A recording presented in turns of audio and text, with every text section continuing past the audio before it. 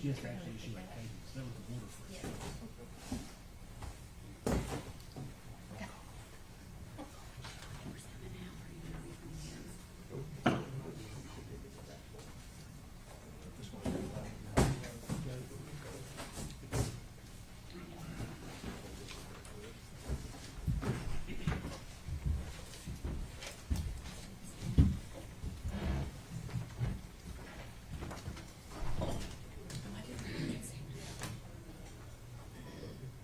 Yeah.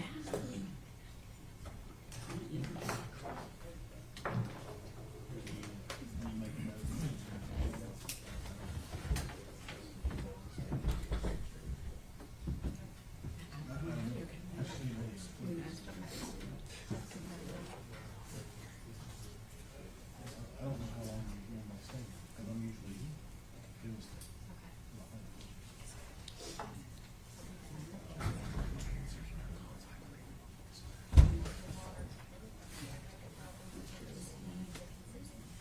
Well, they can see it on the TV. That's why I can move it. I wish I had a president sitting on my head.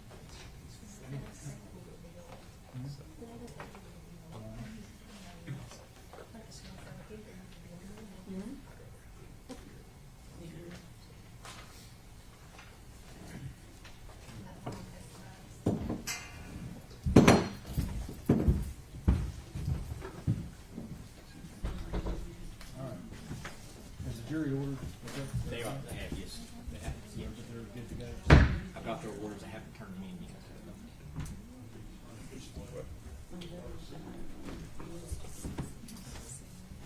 I've noticed that all through the break, these last 4 chairs of the jury box have been visible on the live stream. I don't think he's listening to me. Yeah, I got you, Judge. I'll I can't stress enough how that if somebody tells me that a juror gets photographed or live streamed, how bad that day is going to go for everybody in this room. Okay? Also, during breaks, I want you to turn the sound off. All right, I think the jury is all here. They've ordered their, can y'all hear me through the microphone? The jury has ordered their lunch, and State, are you ready to begin? We are, Your Honor. Defense ready to begin? We are, Judge. All right, I'm gonna bring them in, I'll swear them, then I'll have to read the preliminary comments that's required. General, I'm gonna go ahead and give you the indictment. I gave you a copy of the redacted page. Yes, sir. I'll put that in there. Then we'll take the plea, then we'll go straight into opening statements and start the proof. If they're ready.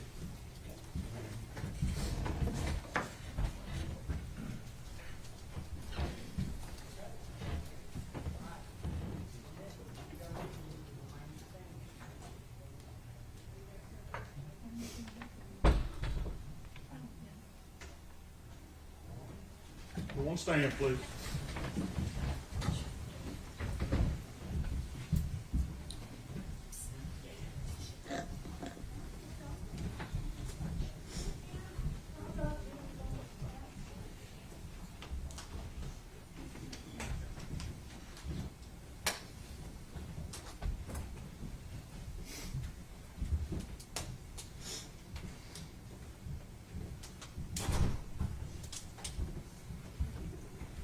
You guys can be seated. The jury remains standing. Be sworn, please.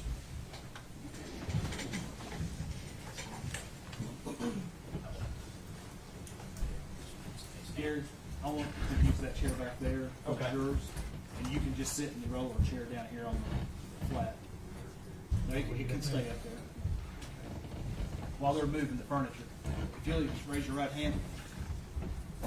Do you solemnly swear or affirm that you will well and truly try the issues to be joined between the state of Tennessee and the defendant, and the true verdict rendered thereto according to the law and evidence, so help you God? Be seated.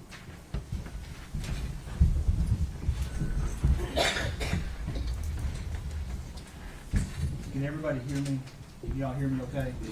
All right. Before we begin the trial, I would like to tell you a little bit about what will happen during the course of the proceedings.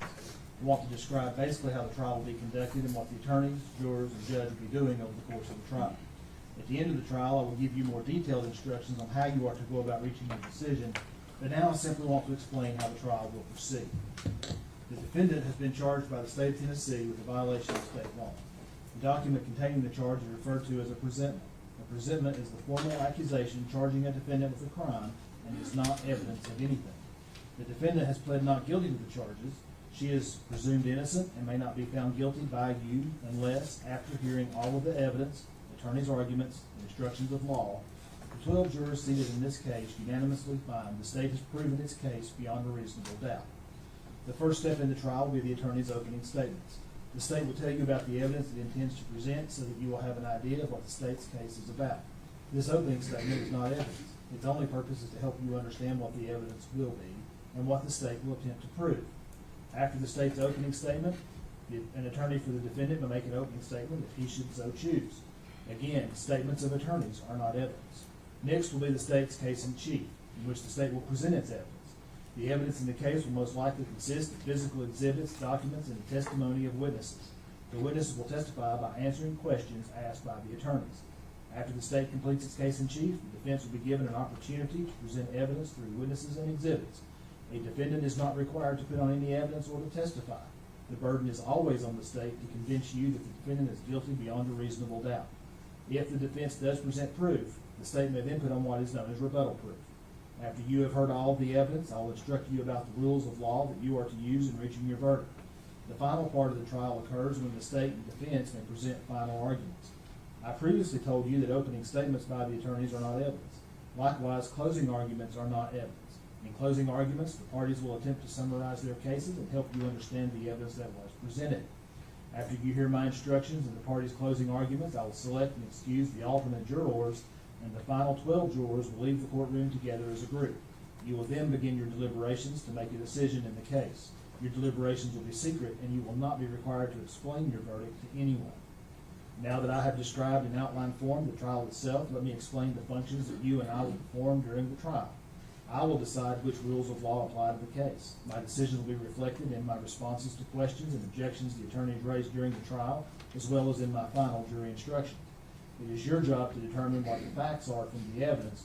You must then apply the law in my instructions to the facts, and from that application, you'll arrive at a verdict. The state has the burden of proving the guilt of the defendant beyond a reasonable doubt, and this burden remains on the state throughout the entire case. Keep in mind that the defendant is presumed to be innocent of the charges against her. Thus, the defendant is not required to prove her innocence, to have her attorneys make any statements or arguments, or to produce any evidence. Reasonable doubt is that doubt engendered by an investigation of all the proof in the case, and an inability after such investigation to let the mind rest easily as to the certainty of guilt. A conviction cannot be based on conjecture, suspicion, or mere belief that the defendant is guilty of the crime charged. Reasonable doubt is a high burden, but it does not mean proof to an absolute certainty. Absolute certainty of guilt is not demanded by the law to convict of any criminal charge, but moral certainty is required, and this certainty is required as to every element of the offense. Reasonable doubt does not mean a captious, possible, or imaginary doubt. A reasonable doubt is not a whim, it is not speculation or suspicion, it is not an excuse to avoid the performance of an unpleasant duty, and it is not sympathy. A reasonable doubt is a doubt based upon reason and common sense after careful and impartial consideration of all the evidence in this case. You, as jurors, must decide whether the state has proven beyond a reasonable doubt that the defendant has committed the crime charged in the presentment. You must consider the evidence in each count separately. You must base that decision only on the evidence in the case and my instructions about the law. An important part of your job will be making judgments about the testimony of the witnesses who testify. You should decide whether you believe what each person says and the importance of his or her testimony. In making that decision, I suggest you ask yourself a few questions. Did the person impress you as honest? Did he or she have any particular reason not to tell the truth? Did he or she have a personal interest in the outcome of the case? Did the witness seem to have a memory of the events he or she testified about? Did the witness have the opportunity and ability to observe accurately the things he or she testified about? Did he or she appear to understand the questions clearly and answer them directly? Did a witness's testimony differ from the testimony of other witnesses? These are a few of the considerations that will help you determine the accuracy of each witness's testimony. In making up your mind and reaching a verdict, do not base any decisions on the fact that there were more witnesses on one side than on the other. Likewise, do not reach a conclusion on a particular point just because more witnesses testified for one side on that point. Your job is to think about the testimony of each witness you heard and decide the facts. Some of you have probably heard the term circumstantial evidence and direct evidence. These are the two basic types of evidence that exist in law. Direct evidence is direct proof of the facts, such as the testimony of an eyewitness. Circumstantial evidence is proof of facts from which you may infer or conclude that other facts exist. I will give you further instructions on these as well as other matters at the end of the case. Keep in mind that you may consider both kinds of evidence which are considered to be of equal value in the law. The court will not provide you with a transcript of the testimony at the end of the trial. Therefore, you must listen very carefully to the testimony. Each of you will be allowed to take notes during the trial for your own use during your deliberations. You are not required to take notes. Independent memory can be as accurate as written notes. You will be provided with paper and pen if you decide to take notes. During the course of the trial, you should not talk with any witness, defendant, or attorney involved in this case. Please do not talk with them about any subject whatsoever. You may see them in the hallway or at some other location. If you do, perhaps the best standing rule is not to say anything. You also should not discuss this case among yourselves until I instruct you on the law and you start deliberating at the end of the case. It is important that you wait until all the evidence is received and you have heard all of my instructions on the rules of law before you deliberate among yourselves. During the course of the trial, you will receive all the evidence you may properly consider to decide the case. Because of this, you should not attempt to do any research on your own or gather any information on your own that you think might be helpful. Do not engage in any outside reading, visit any places mentioned in the case, or try to learn about the case outside of this courtroom in any other manner. I do not know, well, I do know. There will be media reports in the newspapers, on TV, or on the radio about this case. You are not permitted to read, watch, or listen to those reports. You, as jurors, must base your decisions solely on the evidence you hear in the courtroom. At times during the trial, an attorney may make an objection to a question that is asked by another attorney or to an answer that a witness gives. This simply means the attorney is requesting that I make a decision on a particular rule of law. Do not draw any conclusions from the fact that an objection was made or from my ruling on that objection. My rulings only relate to the legal questions that I must determine and should not influence your thinking. If I sustain an objection to a question, the witness will not be permitted to answer the question. Do not attempt to guess what the answer might have been had the witness been permitted to give it. Similarly, if I tell you not to consider a particular statement that was made, you should put that statement out of your mind and you may not refer to that statement in your later deliberations. You may not ask questions. It is the responsibility of the attorneys to present the evidence. You must decide the case on the evidence presented to you. However, during the course of the trial, I may ask a question or two of a witness. If I do, that does not indicate that I have any opinion about the facts in the case or that I have any opinion with respect to that witness's credibility. Finally, during the course of the trial, I may have to interrupt the proceedings to confer with the attorneys about the rules of law that should apply. In some cases, we may have bench conferences in the courtroom outside of your hearing, and in some instances, I may ask you to retire to the jury room while we discuss the matter out of your presence. I ask your patience because these interruptions are necessary points in the trial where we have to resolve legal issues. If, after your deliberations, you find the defendant guilty of first-degree murder, we will then proceed to a sentencing, and you will set the punishment. If, after your deliberations, you find the defendant guilty of any other offense or offenses, the court will set the punishment at a separate sentencing hearing. The jury will not be involved in setting the punishment in those offenses. This completes my opening comments to you. We will now proceed with the reading of the presentment. Gentlemen. Thank you, Judge. Presentment, case number S-72-869, State of Tennessee, County of Sullivan. Criminal court charge first-degree murder, count 1. The grand jurors for Sullivan County, Tennessee, being duly impaneled and sworn, upon their oath present and say that Megan Boswell, on or about December 2019, in the state and county aforesaid, and before the finding of this presentment, did unlawfully, feloniously, intentionally, and with premeditation kill Evelyn May Boswell, contrary to Tennessee Code annotated section 39-13-202A1, and against the peace and dignity of the state of Tennessee, signed Barry P. Staubus, District Attorney General. Charge felony murder, count 2. The grand jurors for Sullivan County, Tennessee, being duly impaneled and sworn, upon their oath present and say that Megan Boswell, on or about December 2019, in the state and county aforesaid, and before the finding of this presentment, did unlawfully and feloniously kill Evelyn May Boswell, a human in being, said killing being committed in the perpetration of or attempt to perpetrate the felony crime of aggravated child abuse, contrary to Tennessee Code Annotated Section 39-13-202A2, and against the peace and dignity of the state of Tennessee. Signed, Barry P. Staubus, District Attorney General. Charge felony murder, count 3. The grand jurors for Sullivan County, Tennessee, being duly impaneled and sworn, upon their oath present and say that Megan Boswell, on or about December 2019, in the state and county aforesaid, and before the finding of this presentment, did unlawfully and feloniously kill Evelyn May Boswell, a human in being, said killing being committed in the perpetration of or attempt to perpetrate the felony crime of aggravated child neglect, contrary to Tennessee Code Annotated Section 39-13-202A2, and against the peace and dignity of the state of Tennessee. Signed, Barry P. Staubus, District Attorney General. Charge aggravated child abuse, count 4. The grand jurors for Sullivan County, Tennessee, being duly impaneled and sworn, upon their oath present and say that Megan Boswell, on or about December 2019, in the state and county aforesaid, and before the finding of this presentment, did unlawfully, feloniously, knowingly, and other than by accidental means, treat Evelyn May Boswell, date of birth November 21st, 2018, a child under 8 years of age, in such a manner as to inflict serious bodily injury, contrary to Tennessee Code Annotated, Section 39-15-402, a Class A felony, and against the peace and dignity of the state of Tennessee.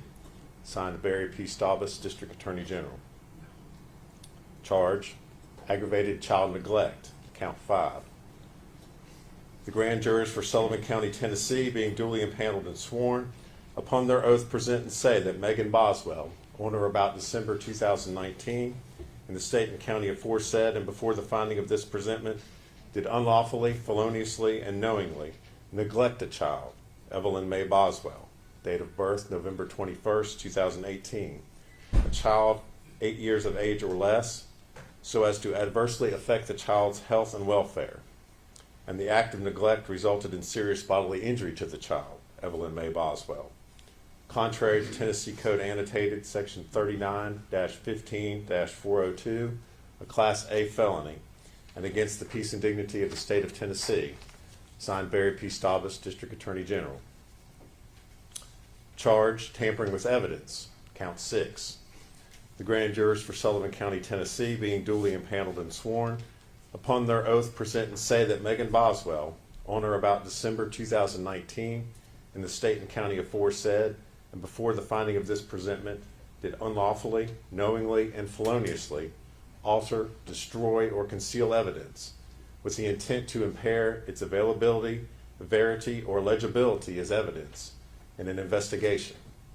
The said Megan Boswell, knowing that an investigation was pending or in progress, contrary to Tennessee Code Annotated Section 39-16-503, a Class C felony, and against the peace and dignity of the state of Tennessee. Signed, Barry P. Staubus, District Attorney General. Charge false report, count 7.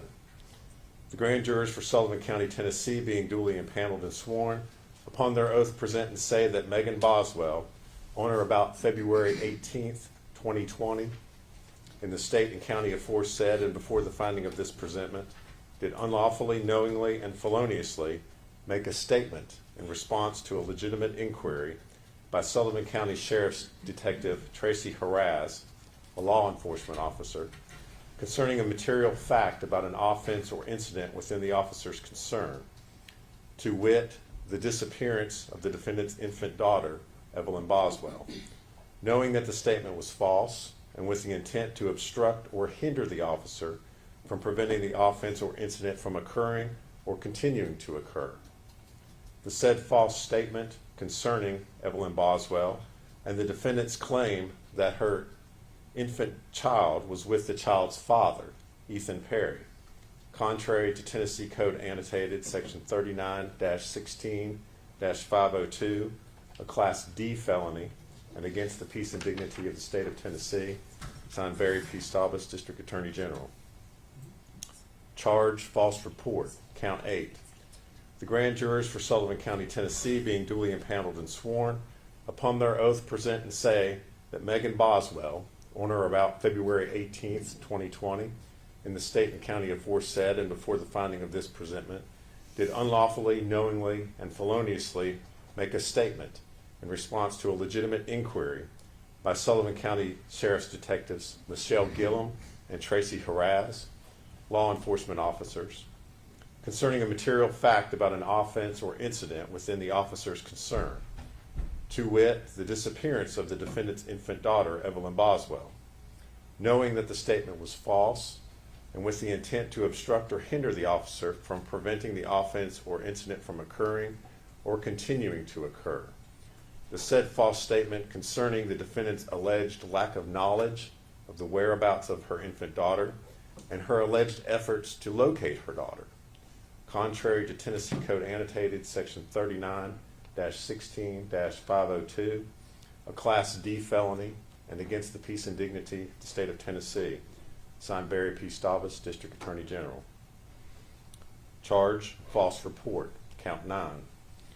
The grand jurors for Sullivan County, Tennessee, being duly impaneled and sworn, upon their oath present and say that Megan Boswell, on or about February 18th, 2020, in the state and county aforesaid and before the finding of this presentment, did unlawfully, knowingly, and feloniously make a statement in response to a legitimate inquiry by Sullivan County Sheriff's Detective Lieutenant Steve Williams, a law enforcement officer, concerning a material fact about an offense or incident within the officer's concern, to wit, the disappearance of the defendant's infant daughter, Evelyn Boswell, knowing that the statement was false and with the intent to obstruct or hinder the officer from preventing the offense or incident from occurring or continuing to occur.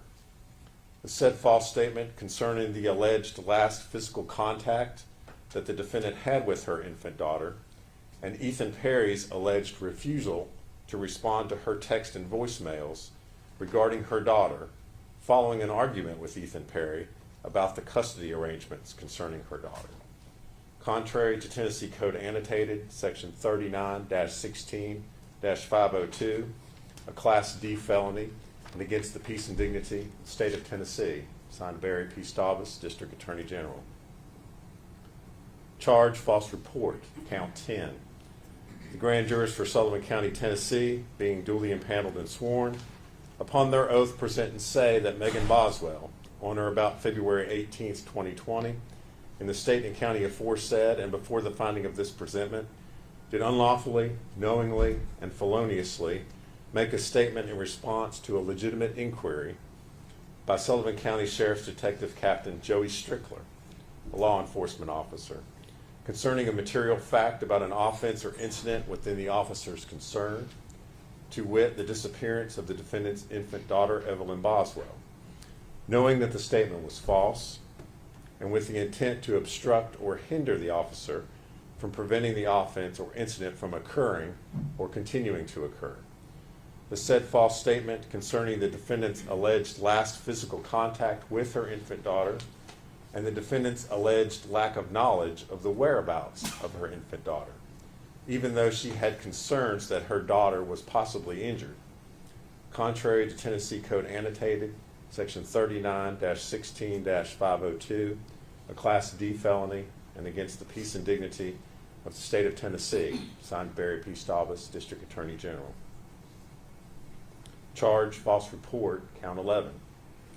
The grand jurors for Sullivan County, Tennessee, being duly impaneled and sworn, upon their oath present and say that Megan Boswell, on or about February 19th, 2020, in the state and county aforesaid and before the finding of this presentment, did unlawfully, knowingly, and feloniously make a statement in response to a legitimate inquiry by Federal Bureau of Investigation agents Jeff Blanton and Todd Wilcox, law enforcement officers, concerning a material fact about an offense or incident within the officer's concern, to wit, the disappearance of the defendant's infant daughter, Evelyn Boswell. Knowing that the statement was false and with the intent to obstruct or hinder the officer from preventing the offense or incident from occurring or continuing to occur.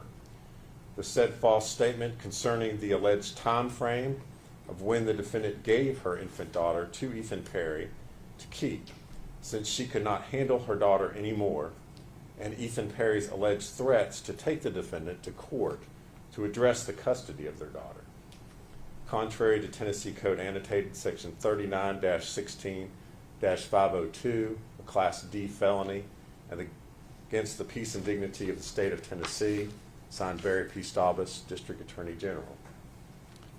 Charge, false report, count 12. The grand jurors for Sullivan County, Tennessee, being duly impaneled and sworn, upon their oath present and say that Megan Boswell, on or about February 20th, 2020, in the state and county aforesaid, and before the finding of this presentment, did unlawfully, knowingly, and feloniously make a statement in response to a legitimate inquiry by Sullivan County Sheriff's Detective Captain Joey Strickler, a law enforcement officer, concerning a material fact about an offense or incident within the officer's concern, to wit, the disappearance of the defendant's infant daughter, Evelyn Boswell, knowing that the statement was false, and with the intent to obstruct or hinder the officer from preventing the offense or incident from occurring or continuing to occur.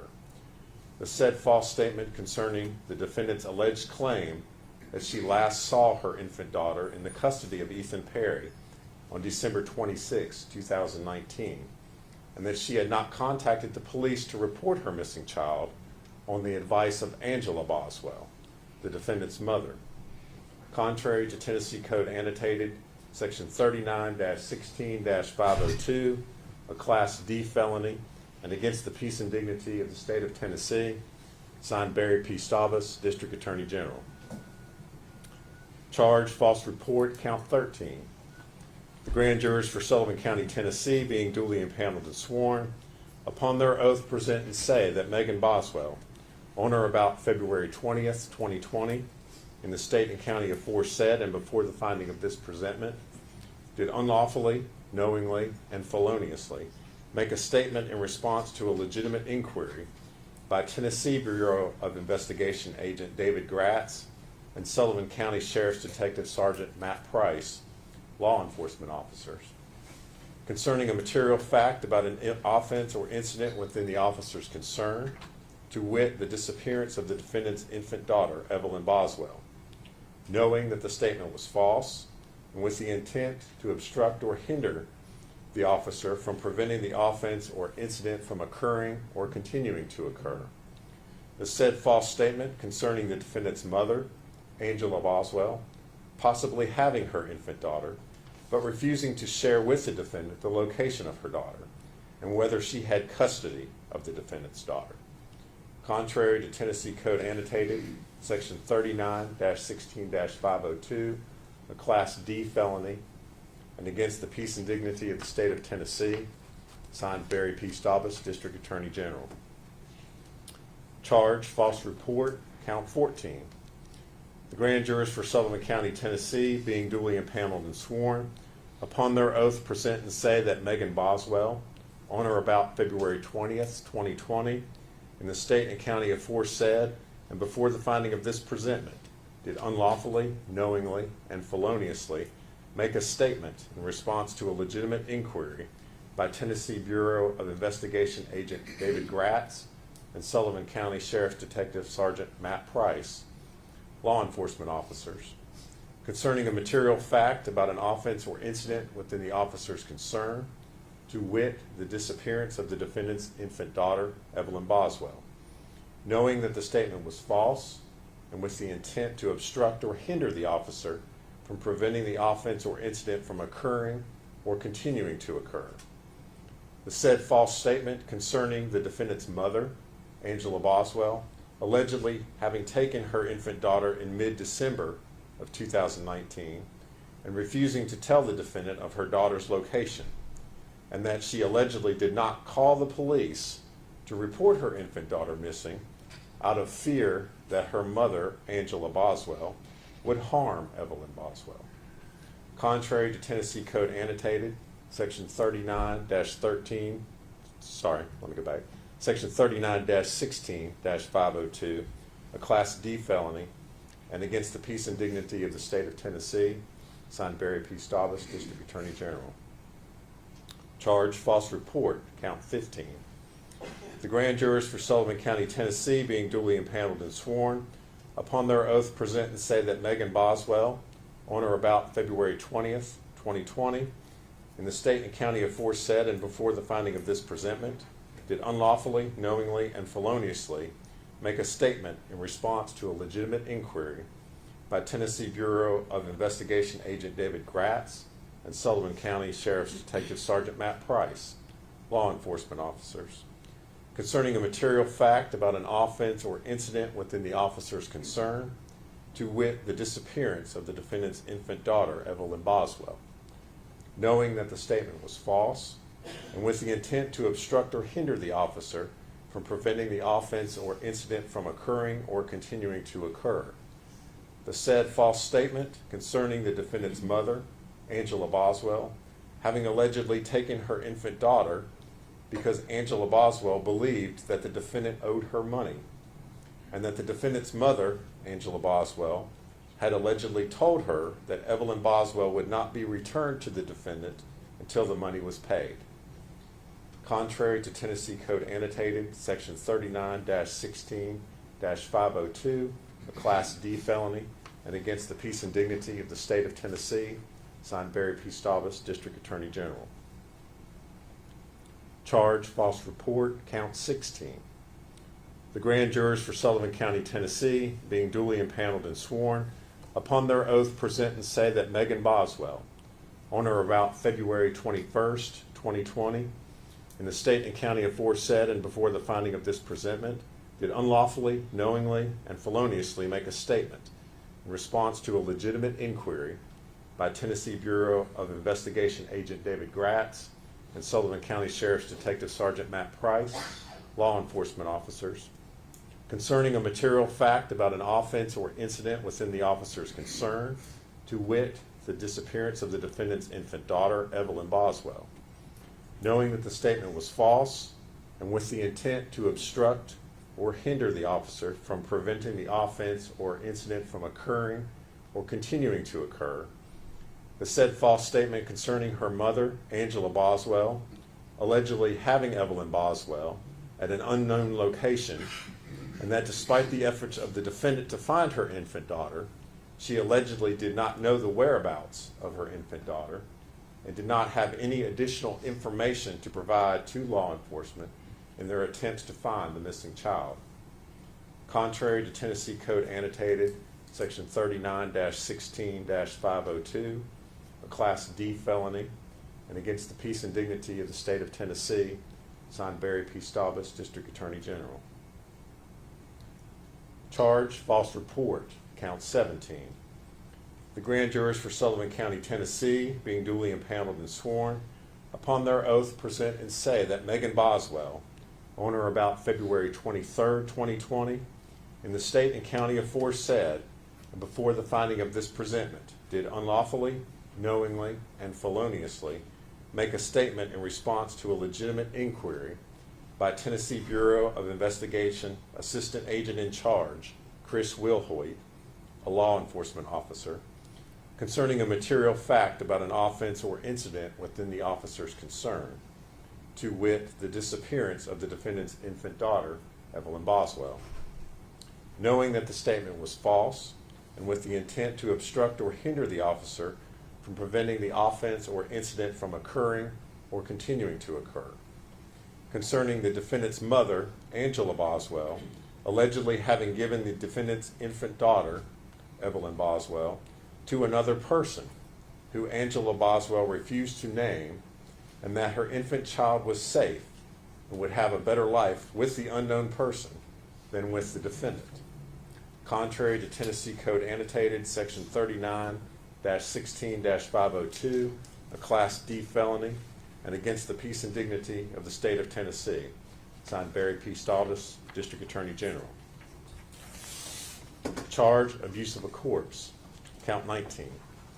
The grand jurors for Sullivan County, Tennessee, being duly impaneled and sworn, upon their oath present and say that Megan Boswell, on or about December 2019, in the state and county aforesaid, and before the finding of this presentment, did unlawfully, knowingly, and feloniously, and without legal privilege, physically mistreat a corpse in a manner offensive to the sensibilities of an ordinary person, contrary to Tennessee Code Annotated, Section 39-17-312, a Class E felony, and against the peace and dignity of the state of Tennessee. Signed, Barry P. Stavas, District Attorney General. Charge, failure to report a death under suspicious, unusual, or unnatural circumstances. Count 20. The grand jurors for Sullivan County, Tennessee, being duly impaneled and sworn, upon their oath present and say that Megan Boswell, on or about December 2019, in the state and county aforesaid, and before the finding of this presentment, did unlawfully, knowingly, and feloniously fail to report the death of her infant daughter, Evelyn Boswell, to the county medical examiner, local police, district attorney general, or sheriff, where the death was from violence, trauma, or in any suspicious, unusual, or unnatural manner, contrary to Tennessee Code Annotated, Section 38-7-108, a Class E felony, and against the peace and dignity of the state of Tennessee. Signed, Barry P. Stavas, District Attorney General. True bill was returned the 22nd day of May 2024, and it's signed Sally Sierra, foreman of the grand jury. Mr. Scott, how does Ms. Boswell plead to each count? Defendant pleads not guilty to every count. Thank you, sir. Pardon. General, you have opening statements? Yes, Your Honor. Go ahead.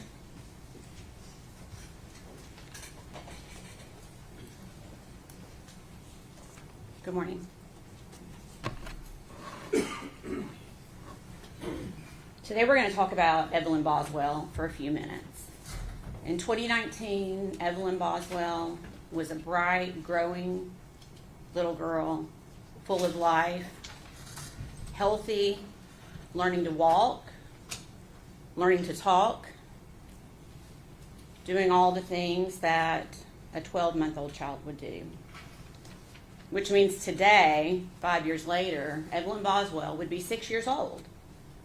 She would be possibly in kindergarten, learning to read, maybe taking her first ballet class or her first soccer game, learning to tie her shoes, all of the things that we think of that are firsts for 6-year-old children.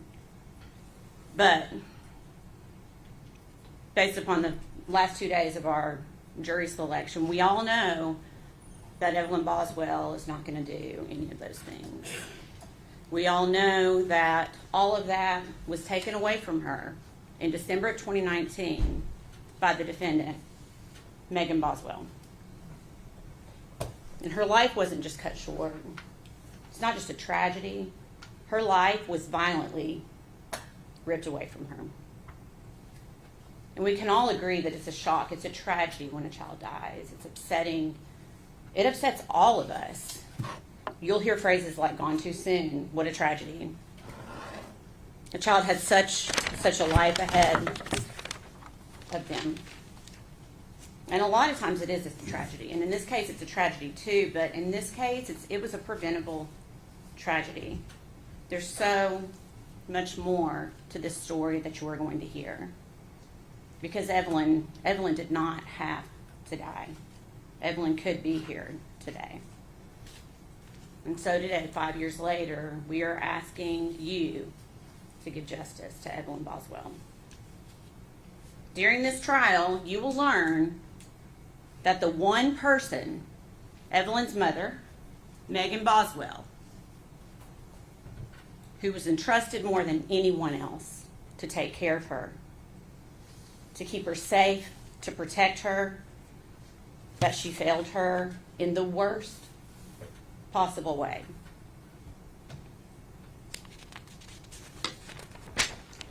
you will hear proof that the last time Evelyn Boswell was seen alive was December 6th, 2019.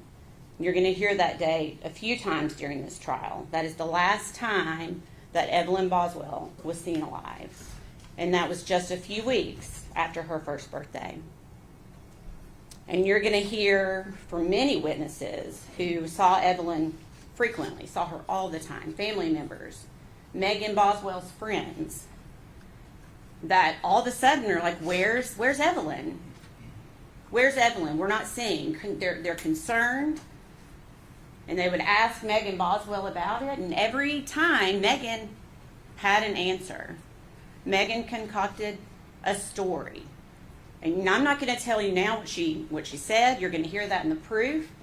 But she told all kinds of different stories, depending on the person that she was talking to. And you will hear from those witnesses today. But you will hear, or this week, but you will hear there was concern. But, you know, they knew Megan. They thought they knew Megan, I should say. And so they wanted to trust that what she was telling them was the truth. But it wasn't. It was not the truth. So after December, what happens next? We have Christmas, New Year's. Where's Evelyn? There is no Evelyn. You will not see any proof that Evelyn was seen at Christmas, New Year's. Then we jump to January. The entire month of January 2020, 31 days. Where's Evelyn? There's no Evelyn. People are really starting to get concerned, and Megan Boswell continues to concoct stories of where Evelyn is to try to help people make sense so she can keep this going. The entire month of February 2020. Where's Evelyn? Again, at this point, family is really starting to get concerned that they have not seen Evelyn. And they're asking questions. Months pass. We're not talking about weeks. We are talking about over 2.5 months that Evelyn Boswell is missing. The defendant is not even just canceling her well visits. She's no-showing. She's just not showing up because she knows where Evelyn is. But again, even to the pediatrician's office, she has to concoct a story about forgetting the appointment maybe, or I got my days mixed up. Always a story. Always a story.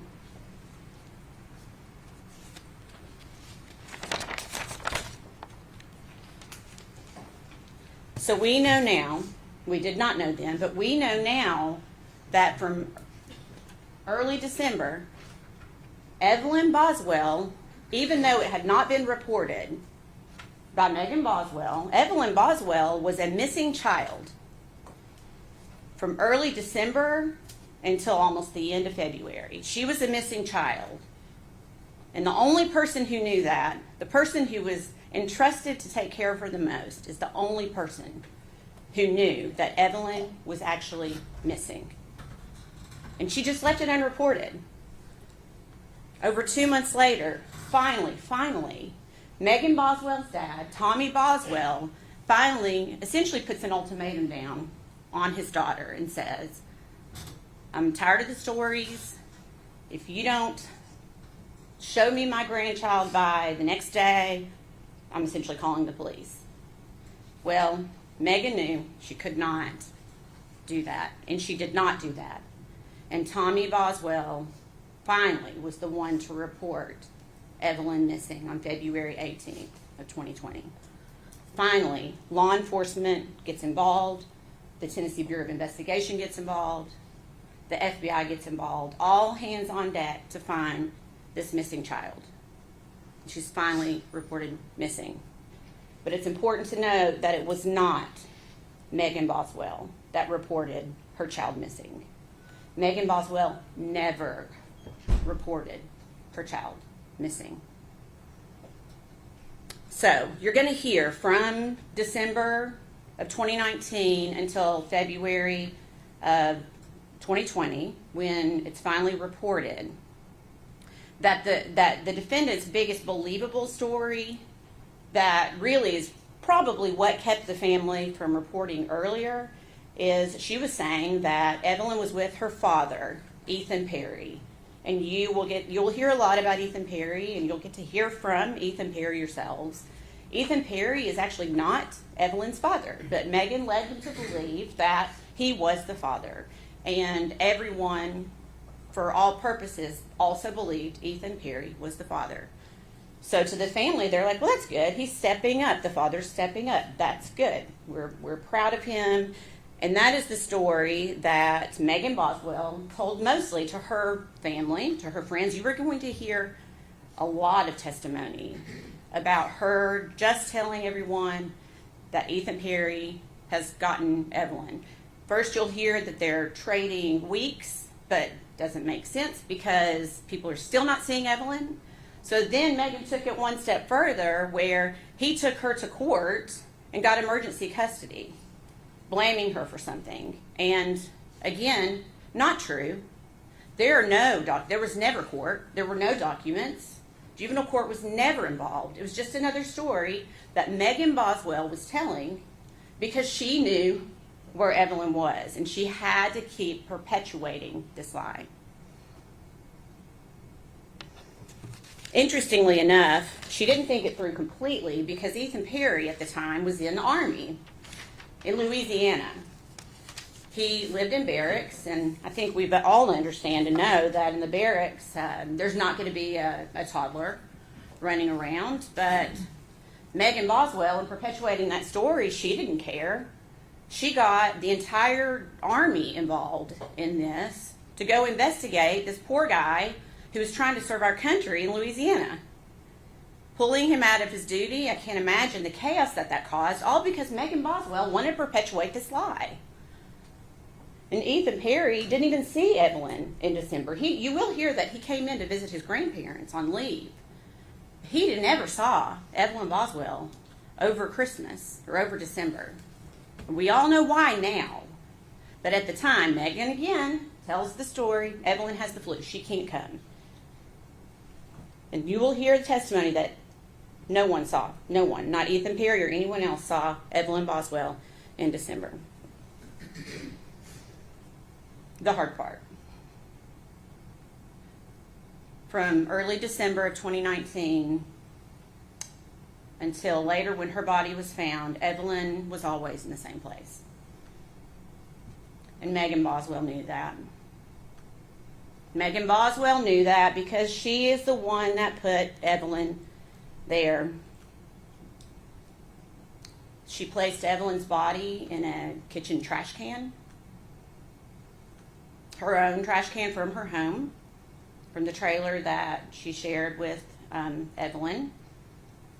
And she hid that trash can in her own childhood playhouse on her father's property, a playhouse that you will see no one has been in for a very long time, and that it was Megan's. It was personal to Megan, not to anyone else. And you're going to hear that Evelyn was put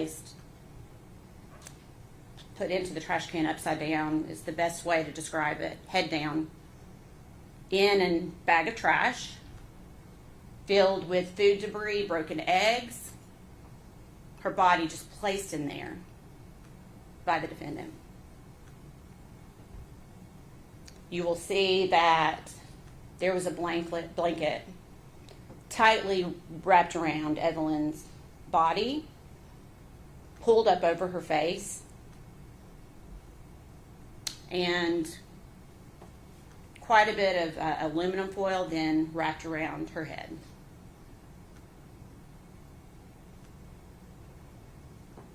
The blanket completely covering her face, the foil completely covering her head. Upside down in a trash can, still in her purple fleece onesie and diaper.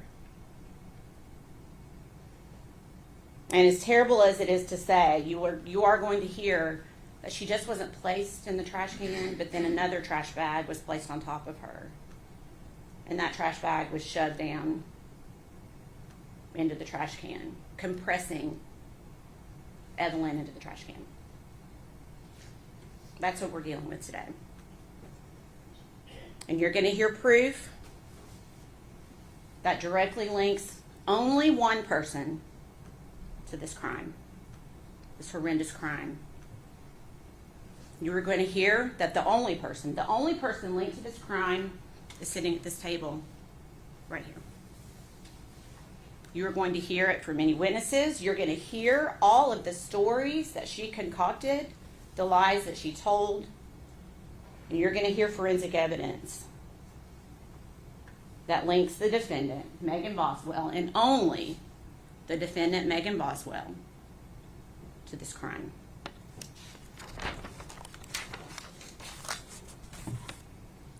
One step further. This entire time, Evelyn is decaying, decomposing in this trash can, again, upside down and compressed. What is Megan Boswell doing? Is she mourning her child? Is she worried? Is she scared? What is she doing? What would a mother be doing? Well, it's not what Megan Boswell was doing. And you're going to hear that because Megan Boswell got a new boyfriend, and it conveniently happened at pretty much exactly the same time that Evelyn disappears. When no one sees Evelyn again, Megan Boswell has decided she's just going to, Evelyn just out of the head, and she's moving on with her life. And she is living her best life, and you will hear that. She has this new boyfriend who has money, or at least she thinks he has money, and she's going to have a better life for herself. Not her child, but for herself. You will hear that she takes trips. She's clearly falling in love. She moves out of the trailer that she was living in with her child and moves in with this guy within weeks into his home in a very nice neighborhood in Bluntville, Tennessee. You are going to hear testimony that Megan Boswell is taking trips to Gatlinburg, to Pigeon Forge, staying at Margaritaville Hotel, all while her child is upside down decomposing in a trash can. You will never hear that Megan Boswell was upset, mourning her child, crying. All she does is continue to concoct lies to cover up what she did. Is that what a mother does?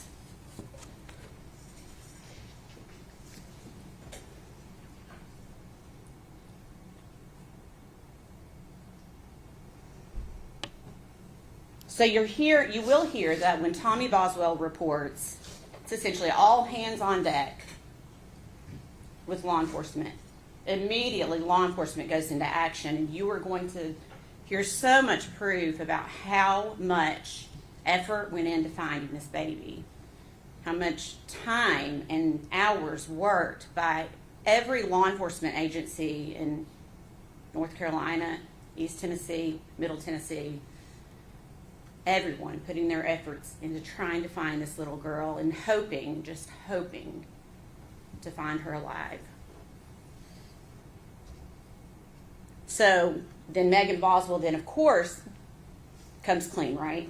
Once law enforcement's involved, because Megan knows where Evelyn is, so she's gonna tell law enforcement, right? The answer is no, and you probably can gather that by General Harper reading the indictment for about 40 minutes this morning.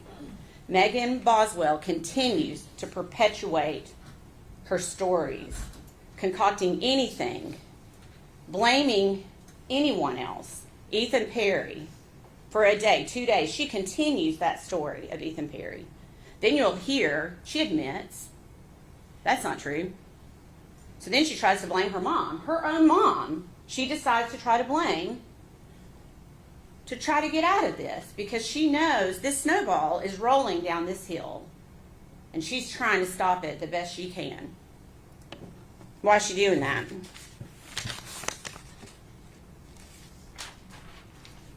It's because she knows that she brutally murdered her child and she's trying to cover it up. And maybe she had that hope that Evelyn would never be found. And even to this day, 5 years later, Evelyn would still be a missing child. The defense said something really interesting in jury selection yesterday afternoon that I want to touch on. He said to you, you only have one chance to get this right. Do you remember that? Then he said, Megan only has one chance to get this right. Do you remember that?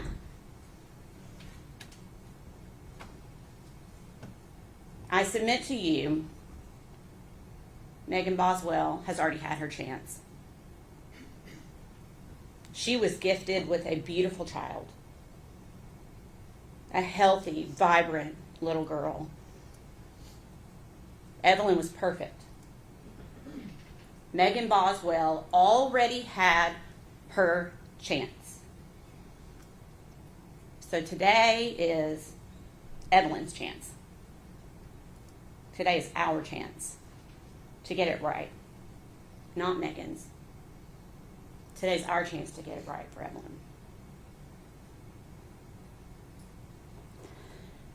I know this is not easy for any of you. Thank you for serving. I promise you that this is not easy for any of us. It is not easy for any of us. But it's so important for us to be here today. You know you're going to see pictures that you don't want to see. You know you're going to hear things that you don't want to hear. But that's how we tell Evelyn's story. What she endured before her death, during her death, and even after her death. And where she had to sit for months while her mother continued to live her life as if Evelyn didn't exist. Ladies and gentlemen, at the close of this proof,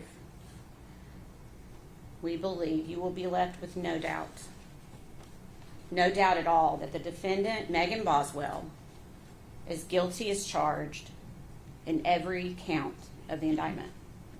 Thank you. Thank you, Mr. Scott.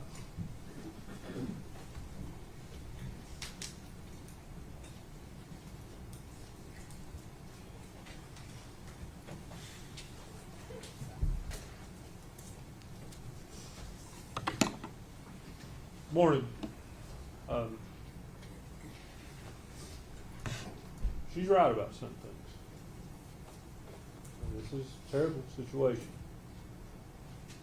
There's a child, 13-month-old child, dead in a trash can. There's no getting around that. Hold on just a minute. Ladies and gentlemen, I'm going to have you go with your officer. Stand, please, so I'll have it. All right.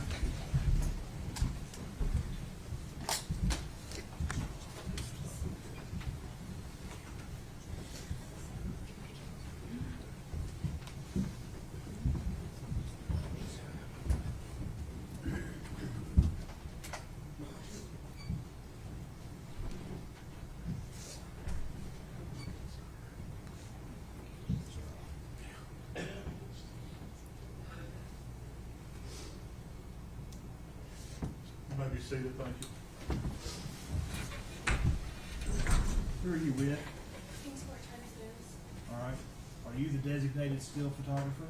Yes, sir. If that flash goes off again, you'll have 10 days in jail. I'm sorry. The order's very clear. Yes, Your There'll Honor. be no lights, there'll be no flash. That's disruptive to the jury, that's disruptive to the lawyers, that's disruptive to this process, and I'm not even kidding. If I see another light, whoever it comes from will immediately be held in criminal contempt of this court and taken to a jail for 10 days. Yes, Your Honor, I'm sorry. I have it on not flash on my settings. Well, I it mean- went off because it was right in my face.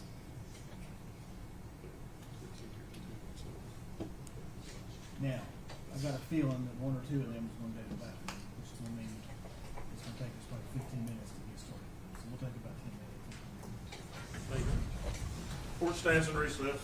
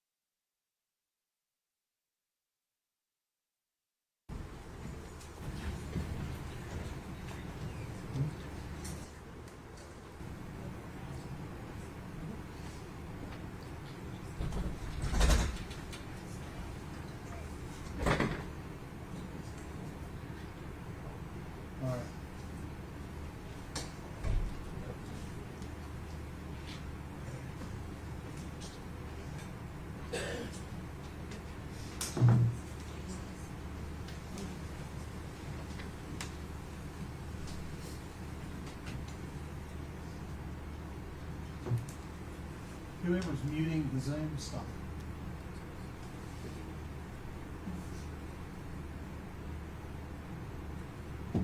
I'll be in charge of muting the Zoom.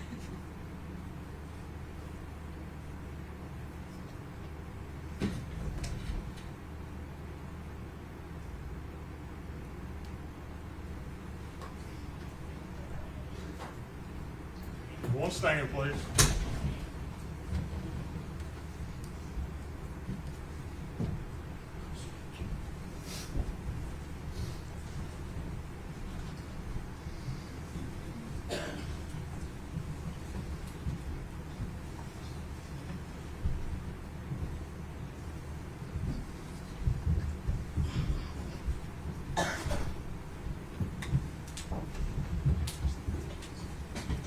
You may be seated, thank you.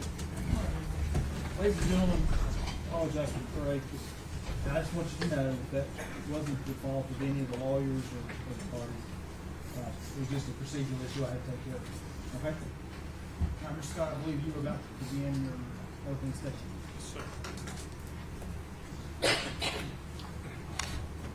Don't really know where I was at. Just start over. I was. that was the first line.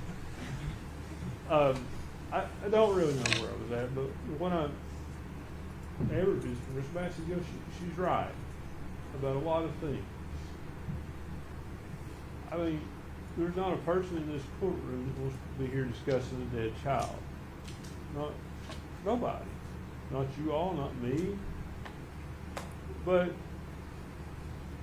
the state asks you to convict Megan Boswell of first-degree murder. And it's very interesting what they've done. They've asked you to convict Megan Boswell of first-degree murder in 3 different ways. They've asked you to find that it's a premeditated and intentional killing of her child. And then they're asking you to find that it's a murder that is perpetrated as part of child abuse. And then they're saying, well, if it's not that, surely it's because of child neglect. That's a problem. The state's theory is reasonable doubt in and of itself. They don't know what happened. They don't know how that child died. And they can't prove how that child died. I expect you'll hear from a couple of different medical examiners who come to somewhat the same conclusion, but one medical examiner, I think you'll hear from her, and she has a very interesting theory. But I would suggest to you that her theory is flawed. And the proof will show you why it's flawed. Just like yesterday I was talking about in Vordaer, I think I asked a couple of you about the scientific method. And if you put in incorrect data, would you get incorrect results? And you will, if it's significant, the data is significant. The state asks you, I anticipate this medical examiner, based on her testimony in another hearing, is going to say that this child was alive when it was placed in a trash can. But then again, the state says Megan's guilty of abuse of a corpse. Those theories are not consistent. They're not consistent with this. What the state hasn't talked to you about is the possibility, what if this was accidental? What if Megan or Hunter Wood rolled over on that child in the bed?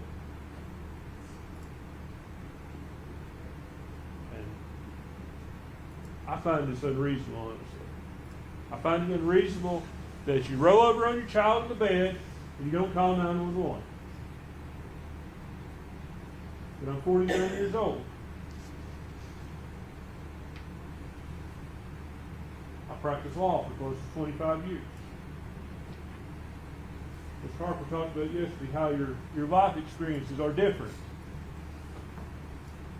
Well, mine are certainly different than Megan's. When this child died, she was 18 years old. Now, You heard about what a great father Tommy Boswell was and how involved he was. What you didn't hear is Megan had that child because while she was in foster care. That's how involved Tommy Boswell was. She was in foster care when she had the child. I think you'll hear a lot in this trial about how she came up. And I like to tell people, and I do tell people, I've never had a hard day in my life. I've never went hungry. I've never not had a place to live. I've never fought a war, and I've never lost a child. And I can't put myself in the position of someone who has lost a child. But that's what I'm going to ask you to do. Put yourself in Megan Boswell's position. She's 18 years old. She's got an older boyfriend. We expect the proof will be that he tells her, don't involve me with this. I don't want to be involved. Because they're scared they're going to get charged with something. That's going to be the proof in this case. And my reaction and your reaction would be different. I would certainly call 911. But I'm not 18 years old. And sometimes I think back to myself and I say, I would have called 911 at 18 years old. And I probably would. But I know a lot of people at 18 years old that wouldn't. Their life experiences are different. Their maturity is different. If any of you have kids, some of you probably know that.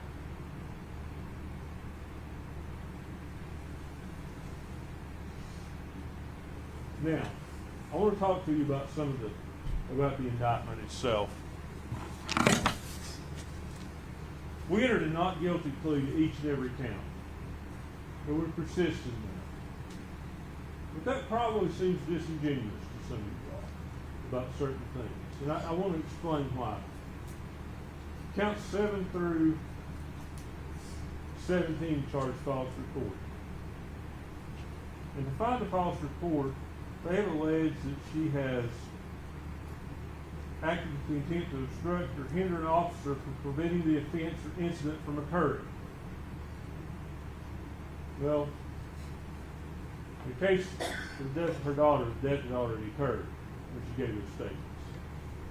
So it's not to hinder an officer in preventing the offense now, or from continuing to occur. That's the first thing.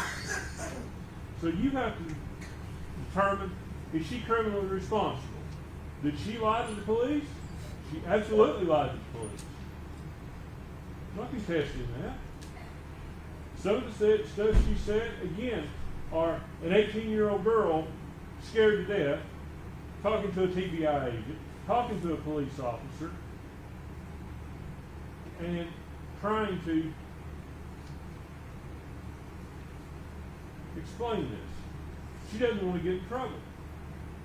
It doesn't mean she murdered her child. It doesn't mean she killed her child. What it means is that's her perception that she's going to get in trouble for this. And despite all the assertions to the contrary by the state,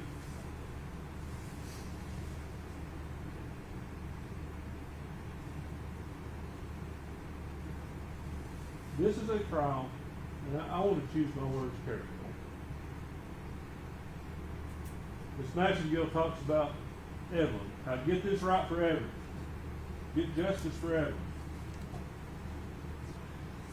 Now, I want you to hear me out before you judge my statement. There's nothing you all are going to do that's going to change anything for Evelyn. Not a thing. The child is gone. Your job here today, and in the coming days and weeks, is going to decide whether Megan's actions are criminal or whether they're not criminal. I'm not asking you to find her innocent of anything, because that's not your function. Your job is to determine whether the state can prove beyond a reasonable doubt and to a moral certainty that she committed each and every element of the offenses charged. And you're not gonna be able to do that. Their theories are absolutely inconsistent. Premeditated murder, oh, well, if we can't prove that, maybe we'll get her by neglect. And I would suggest to you that the investigation into this case, once it focused on Megan Boswell, it focused on Megan Boswell.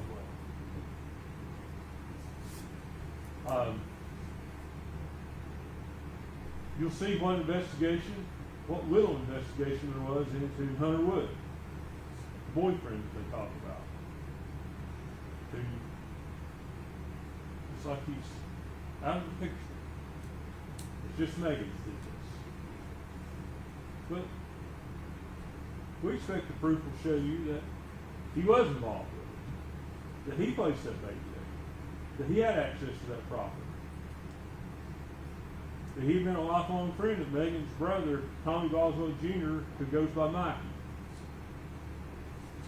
He knew where that stuff was. Now, there are other things about the body and how it was found that will come out in the proof, and I'll bring those to your attention later. But they will show you that baby wasn't placed in that tragically dead. They will indicate to you that baby was probably moved. Also, I want to touch again on this massive Gill's talk about Tommy Boswell. Tommy Boswell just had an epiphany. Well, he had an epiphany after they searched his property over and over, after they had run a cadaver dog by that building where the baby was that didn't hit on it. Then one day he'll just pick up the phone and say, "Hey, I just got to thinking, Megan had this playhouse down here. Maybe you should come and search it." The cadaver dog didn't hit. Seems strange that the TBI searches your property and you would say, search all the buildings. Look at the playhouse. Why? Why do you have an epiphany days later? I bet I know where the child is. You'll hear from him. You'll hear him explain it. You can make your determination if you believe it. But ultimately, you're tasked with determining whether Megan killed that child.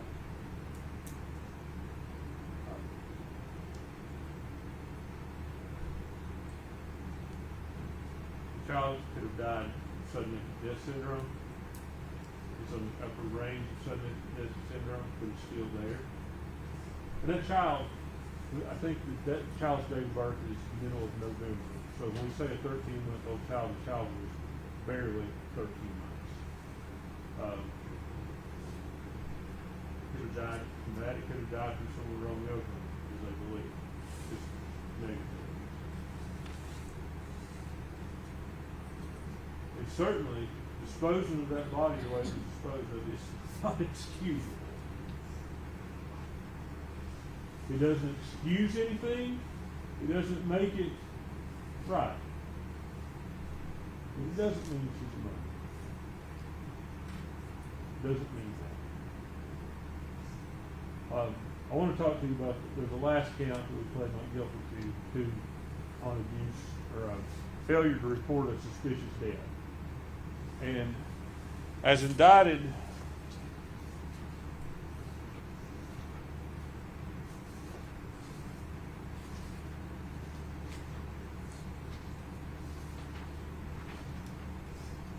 the state chose to indict that where the death was from violence, trauma, or any suspicious or unusual or unnatural manner. Now, I can't deny she didn't report it. She didn't report it. There's no denying that. But what I would tell you is what that indictment leaves out is a key part of that statute. And had it included that, I would have pled guilty, had her plead guilty to that. And that talks about where the unexpected death of a child is severe health or sudden infant death syndrome. Had that have been included, she would have stood up and said, "I'm guilty of that. I did that." But it's not included because the indictment wants to make it that she committed a violent offense against the child. Lying to the police, improper disposal of the body, or whatever part she played in that. doesn't mean she murdered the child. It means she was an 18-year-old girl that paniced. That's what you have to think about when you hear this proof. That's all I've got to say to you. I thank you for your time and attention. I know I probably cross-examined you a lot of you fairly hard the other day. And I mean no disrespect by that. I just want you to know in the jury selection process, I did that because we have to have jurors that, make sure that you can be a good juror. That's the only reason. I mean, absolutely no disrespect. If I was hard on you, I apologize for that, but I don't apologize for standing up for me. Thank you, Scott. General 21st witness. Stay with call agent Brian Fraley.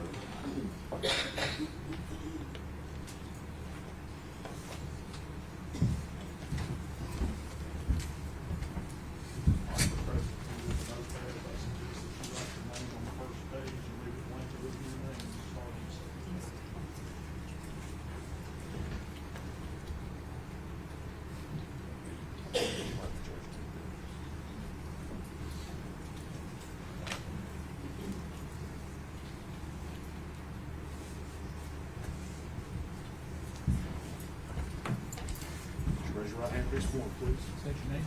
Brian Fraley. You solemnly swear affirm testimony about to give you the truth, the whole truth, and nothing but the truth. Yes, sir, I do.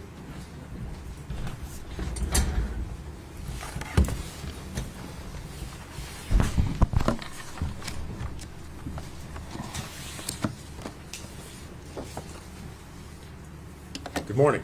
Good morning, sir. If you would, introduce yourself to the jury, please. Good morning. My name is Brian Fraley, and I'm a special agent with Tennessee Bureau of Investigation. All right. Agent Fraley, how long have you been with the Tennessee Bureau of Investigation? 19 years. All right. What is your current position or assignment there? Senior special agent out of the Johnson City office, assigned to the Criminal Investigation Division.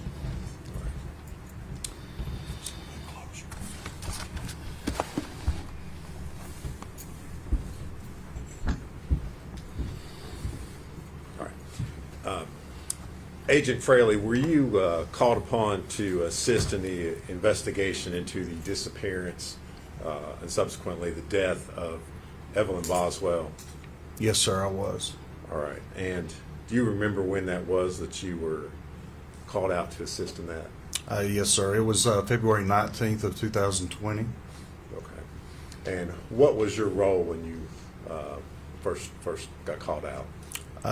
Myself and other agents were called to assist Special Agent Brian Pritchard. He had been called to Sullivan County to assist Sullivan County Sheriff's Department on an Amber Alert on the 18th the previous day. Okay. And so when you were first called out, this investigation was in regards to a missing child. Is that correct? That's correct. Special Agent Pritchard had been contacted on a missing person case that involved Evelyn Boswell. Tennessee Bureau of Investigation is the only state agency that can actually issue Amber Alerts. We were informed that the initial complaint by a family member, being the grandfather of Evelyn, was Tommy Boswell through Department of Children's Services, also known as DCS, who had contacted the referral to the Sullivan County Sheriff's Department. Sullivan County Sheriff's Department got that referral, contacted us, and Special Agent Pritchard responded after going through a checklist that is required. Instead of just a regular missing person or missing child case, certain things have to be checked off or validated in order to issue a full-blown Amber Alert. And Agent Fraley, I know you work for the TBI. Were there other law enforcement agencies that were involved in this investigation? Yes, sir. Once it went to a full Amber Alert, which is probably our highest priority at TBI, the FBI was called. Obviously, Sullivan County Sheriff's Department investigators were already involved along with Agent Pritchard, but once we were involved, we have a specific team just for Amber Alert cases out of Nashville that also involve other agents and intelligence analysts. The FBI has a specialized team of trained agents called a CART team, and that's a child abduction response team. And these agents are experts in child abduction, Amber Alert type cases. So within hours of the Amber Alert being issued and certified, there was approximately 40 to 50 FBI, TBI, Sullivan County investigators, and intelligence analysts assigned to this case. So a number of agents across a number of agencies, all out there, essentially, at least initially, looking for a missing child. Is that a Yes, fair sir. statement? That's Okay. correct. All right.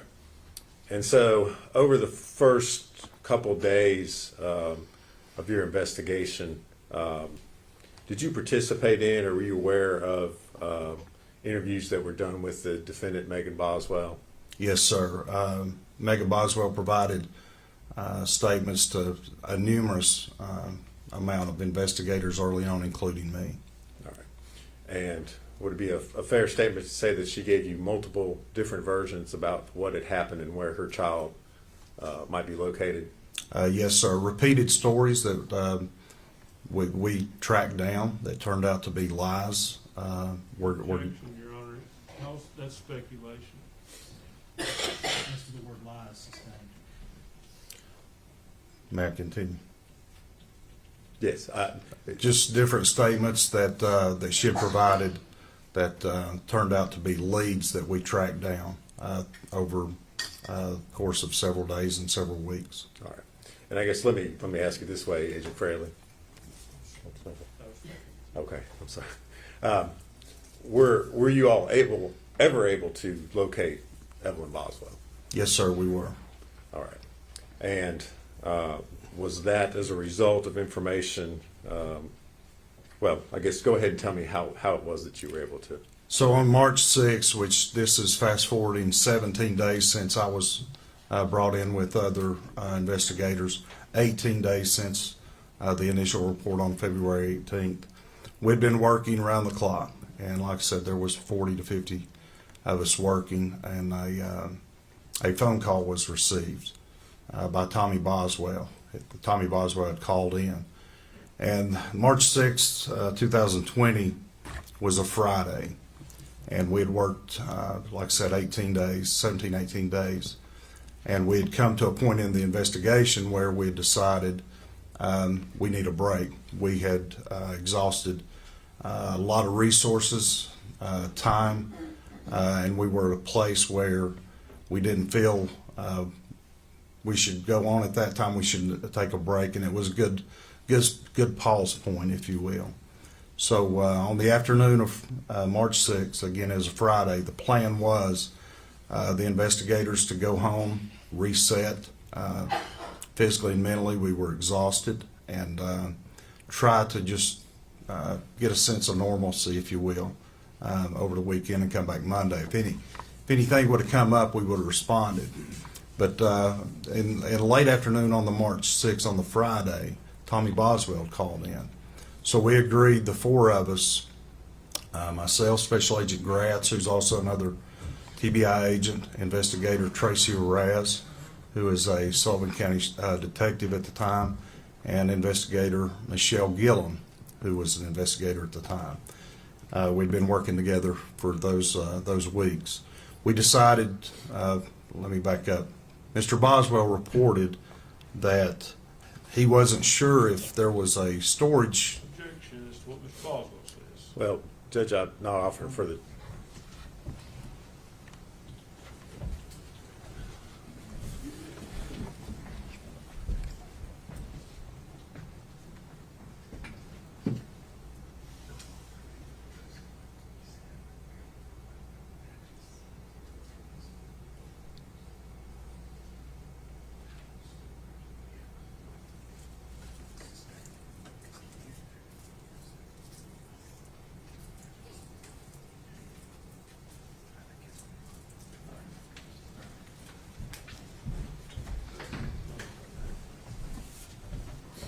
Sustained.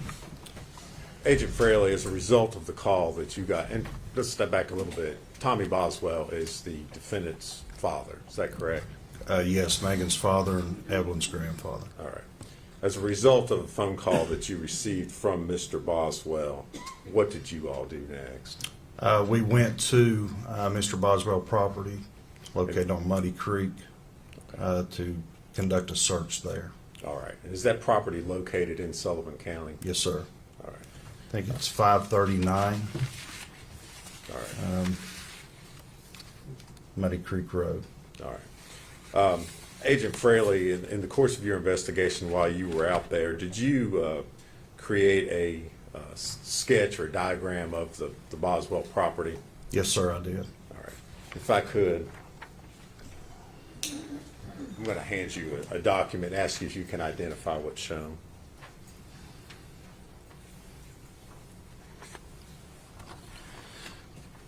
Excuse me. This is a hand-drawn document. It's a sketch of like an aerial view of the property there at Mr. Boswell's at 539 Muddy Creek Road, Bluntville, Tennessee. All right. And does that diagram accurately show the layout or the placements of various sheds, outbuildings, trailers, roadways there on the property? Yes, sir, it does.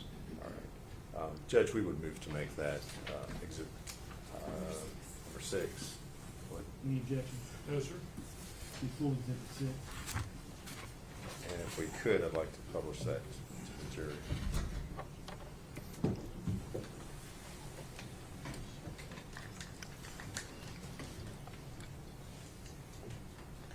Are you gonna use the Elmo thing? Well,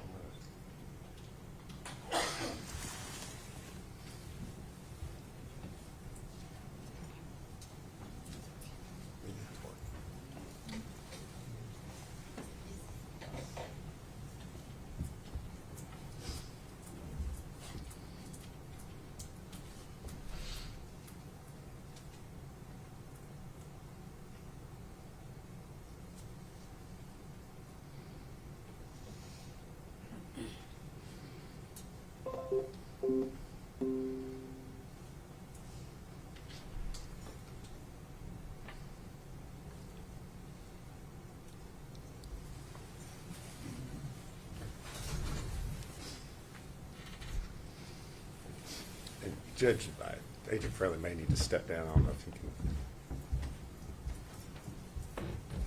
I may need him to step down for the witness. I don't know if he can. If I could hand him a laser pointer. Okay. He needs to, that's fine, as long as we can pick him up on. I can see that. Can you from- see it okay yes, from there? sir. I didn't know if you would be able to. All right. Are you okay from? Yes, sir. I can see that. Shooting And I have it flag. in front of me as well Okay. on my screen. All right.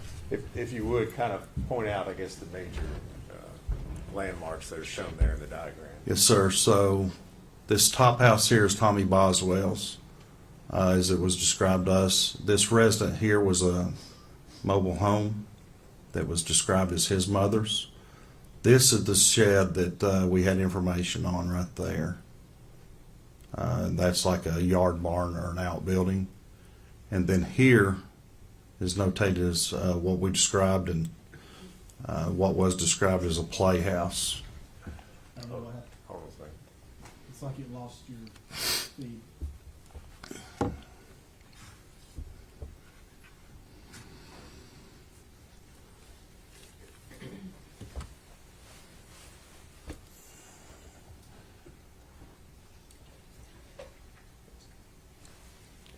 Judge, it's not connecting.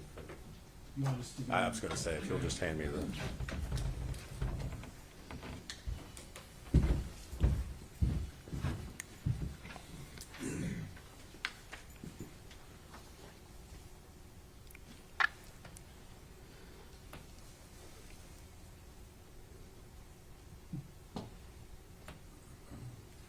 You gotta drag it up. It has to stay up. Maybe the laptop just came back.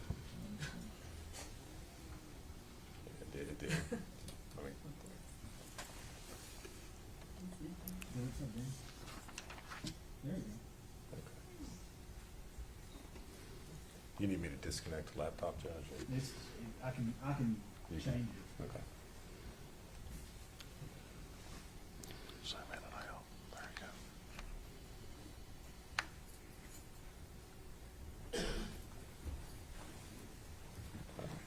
Continue.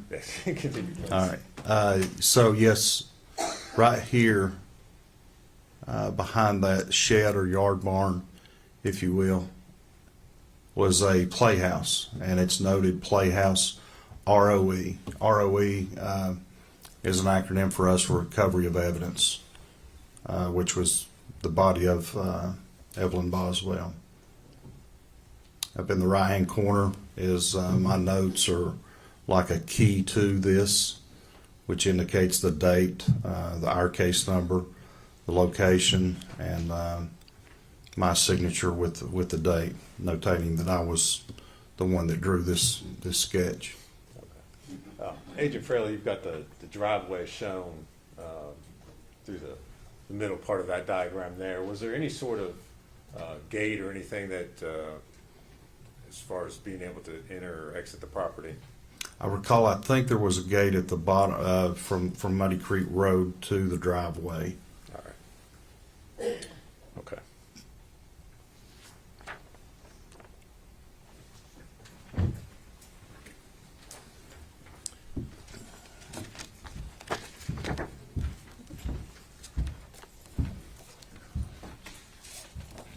We don't need to pass. We don't have-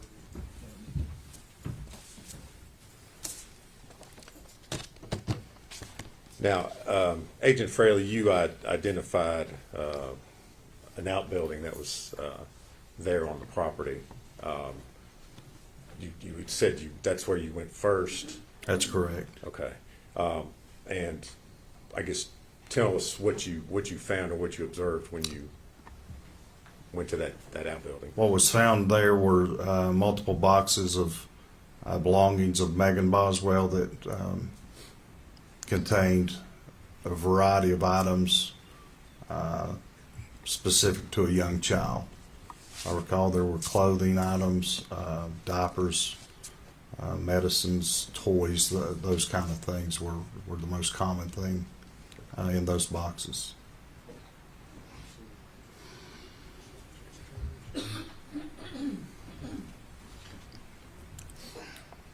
Agent Fraley, I'm going to show you three photographs and ask you if you can identify what's shown in those.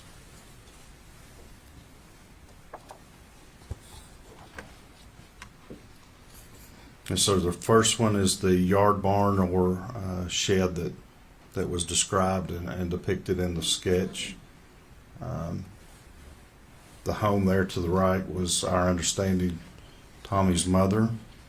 The second, that's the first one. The second one is the same yard barn or shed, except in this one it has a picture of the what we were describing as a playhouse behind it. And then the third and final one is a closer photograph of the yard barn or shed with those items I just described. And those photos accurately show how that shed or outbuilding looked when you arrived there on March the 6th, 2020? Yes, sir, it does. All right. Judge, we would move to make those the next exhibits, which I think are 7, 8, and 9. Any objection? No, sir. Will be full exhibits. How do you want to display those? Well, I'll take another Shot? shot at trying to use the laptop.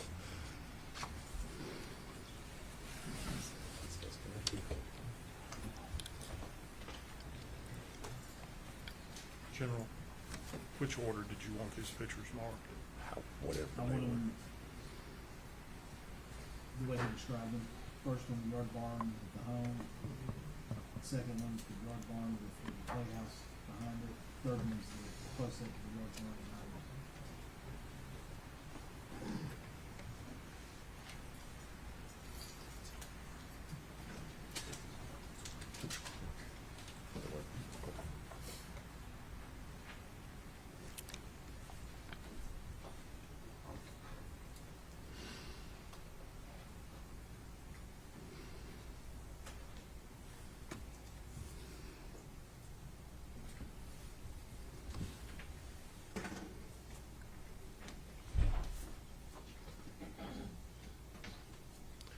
May I see those? Make sure I've got the.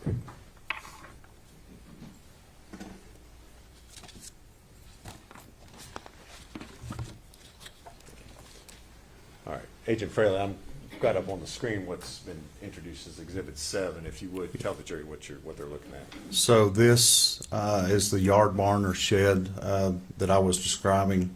This was the home that was described to us as Tommy Boswell's mother, and then the items there that you can see with the open door inside of the shed or yard barn.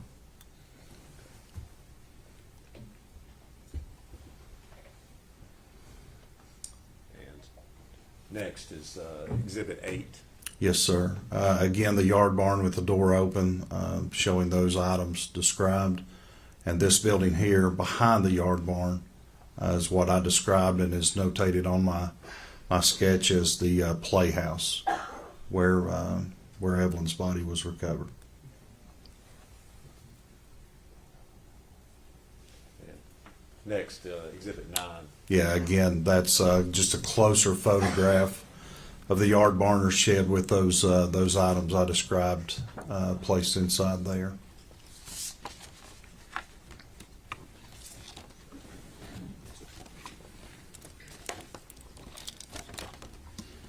All right. Did you participate in, or I guess what did you all do with the items that were that you saw located in that outbuilding there? Those were obviously photographed and documented as what they were, processed. All right. Did you participate in that process, or were you just? Yeah, I think primarily the two inside there actually searching, going through the items was Special Agent David Gratz and Investigator Tracy Arras. Okay. Was that the end of your investigation of what you did there on the property? No, sir, it was not. Okay. What did you all do next? So we continued looking and led us to look inside the playhouse. All right. And we searched it.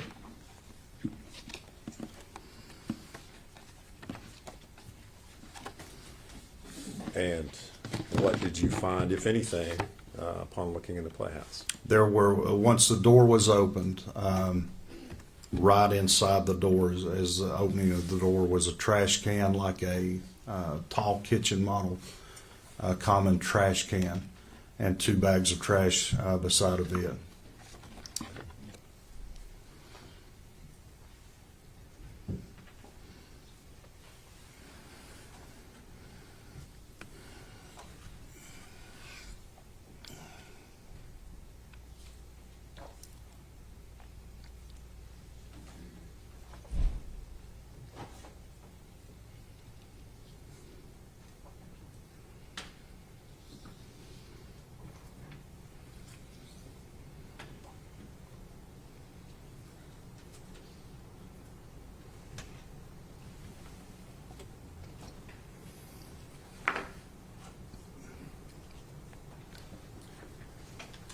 Agent Fraley, I'm going to show you a number of photographs and ask you if you can identify what's shown in those. Yes, sir. The first one I'm reviewing is a standalone picture of what I described as the playhouse that was by. Okay. The second one is a closer of the playhouse, a closer proximity with the door open. The third picture is the same thing with the door open. Third one is a closer photograph with the door open. It does depict, the third one depicts the trash can with the bags of trash, as does the second one depicting the trash can. The first one, the door was closed. The next one depicting an open door with the trash bags and the trash can. The next one, assorted items that were inside the playhouse. And the they appear and appeared at that time. They had been there longer than the trash can and trash bags. Again, picture from outside the playhouse looking in where the trash bag or the trash can was. And it's a closer picture that depicts a black trash bag in the top portion of the trash can. The next one is a picture of an area inside the playhouse that had this assorted items there that again appeared to be there for some time with dust and cobwebs on them. Next picture is another picture from right at the doorway. Again, the trash can, the trash bags. Again, another picture of the trash can with the trash bag, the trash bags. There's other items around these. I keep talking about the trash bags and the trash can because they were relevant to us because they looked like they had recently been put there. These other items had dust and cobwebs and looked like they'd been there for years, undisturbed. The last photograph I have is this is my hand in the picture. It's pulling back. It's over the trash can with what appeared to be a leg and a foot of a baby or a baby doll. It appeared at the time with the fleece blanket and the purple onesie, the clothing that had been described to us by Megan Boswell. When you made the observation that you made in the last, you described in the last photograph, did you do anything else with the trash can prior to the medical examiner's office? No, sir. At that time, we didn't. We stopped what we were doing. We'd found we'd found Evelyn, and we made phone calls. We had called the DA's office, advising them that we'd found her. We've called our chain of command, our supervisors, and the medical examiner's office, along with forensic pathology out of Johnson City, and waited till all those personnel arrived. Okay. And Agent Fraley, the photographs that you just described and identified, do they truly and accurately depict the scene as you saw it inside the Playhouse on March the 6th of 2020? Yes, sir, it does. Judge, we would move to introduce those as full exhibits at this time. No objections. There'll be full exhibits on, I mean, he went so fast I couldn't write it all down. Starts at 10, I don't know where it is.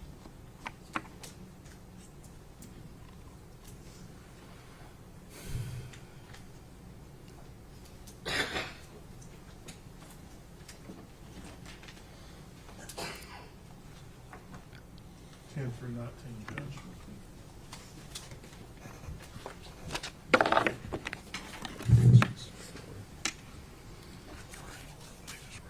Okay. Judge, if I could, I'd like to publish those to the jury.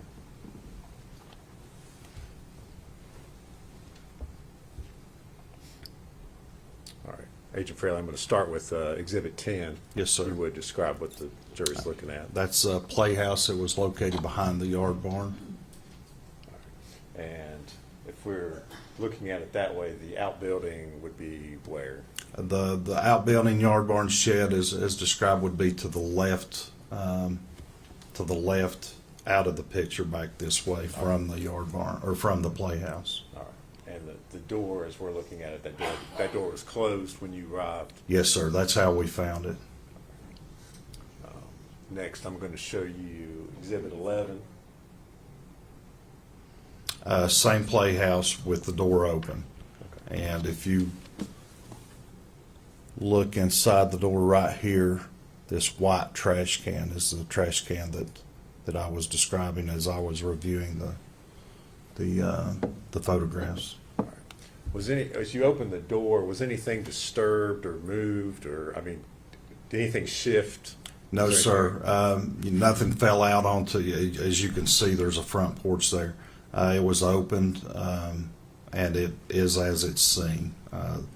Obviously, the trash can's kind of tilted the way it is there, and the other items throughout the playhouse. All right. So the only difference between the prior photograph we looked at and this one is that the door, you all have opened the door so that you could see inside. Is that correct? That's correct. Okay. Next, I'm going to show you Exhibit 12. Same, obviously, playhouse, just from a different angle. You can see the trash can there on the left, and those two, you can see the main portion of one bag and partial portion, excuse me, of a second trash bag, two white trash bags there. Obviously, other items, the blue tote, the brown piece of furniture, and other items there. Now we're looking at Exhibit 13. Yeah, again, there at the playhouse, just a closer angle or closer photograph Okay. right inside the door. You mentioned earlier that it looked like or appeared to you that some of the items had been there for quite a while, and that some of them did not. Yes, sir. Is there anything in that photograph that indicates that to you or that you can see? Yes, sir. So the trash can and the two bags appeared to me that they had been placed there recently. The other items, like I said, the blue tote, those other things, these right here, that cardboard box, these items back here on the shelf, they just look dated and like they'd been undisturbed for quite some time because, again, they had dust and cobwebs located throughout the playhouse, except for that portion right there, right at the front door. Now showing you Exhibit 14. Yes, sir. What are we looking at there? Same thing. That's right inside the playhouse to the right. If you just stuck your head into the playhouse from the doorway, this would be to the right. And again, these items you can see specifically on this bag here. Well, a lot of these things, it's just dust covered, indicating to me that it had been there a while. Agent Fairley, are we actually, if you're looking at the lower right-hand corner of the photograph, is that the door frame right This there? is the right-hand door frame with the clasp for a lock. So yeah, again, like I said, if you were standing outside, just peering inside, that's kind of the angle or the view that's depicted in this photograph.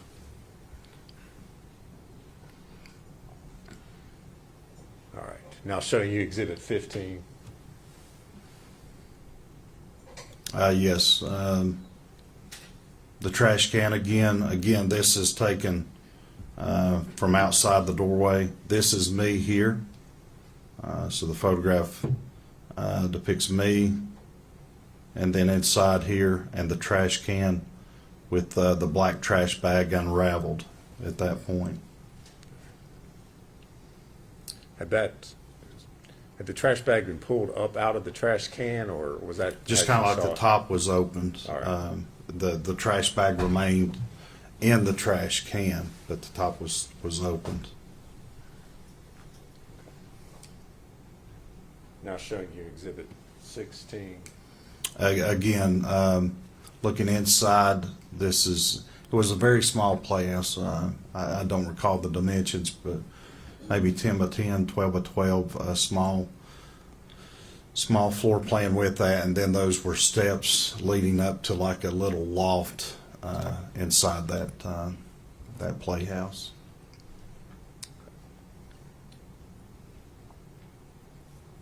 Again, This is another- Exhibit 17. Yes, Sorry, sir. Go ahead.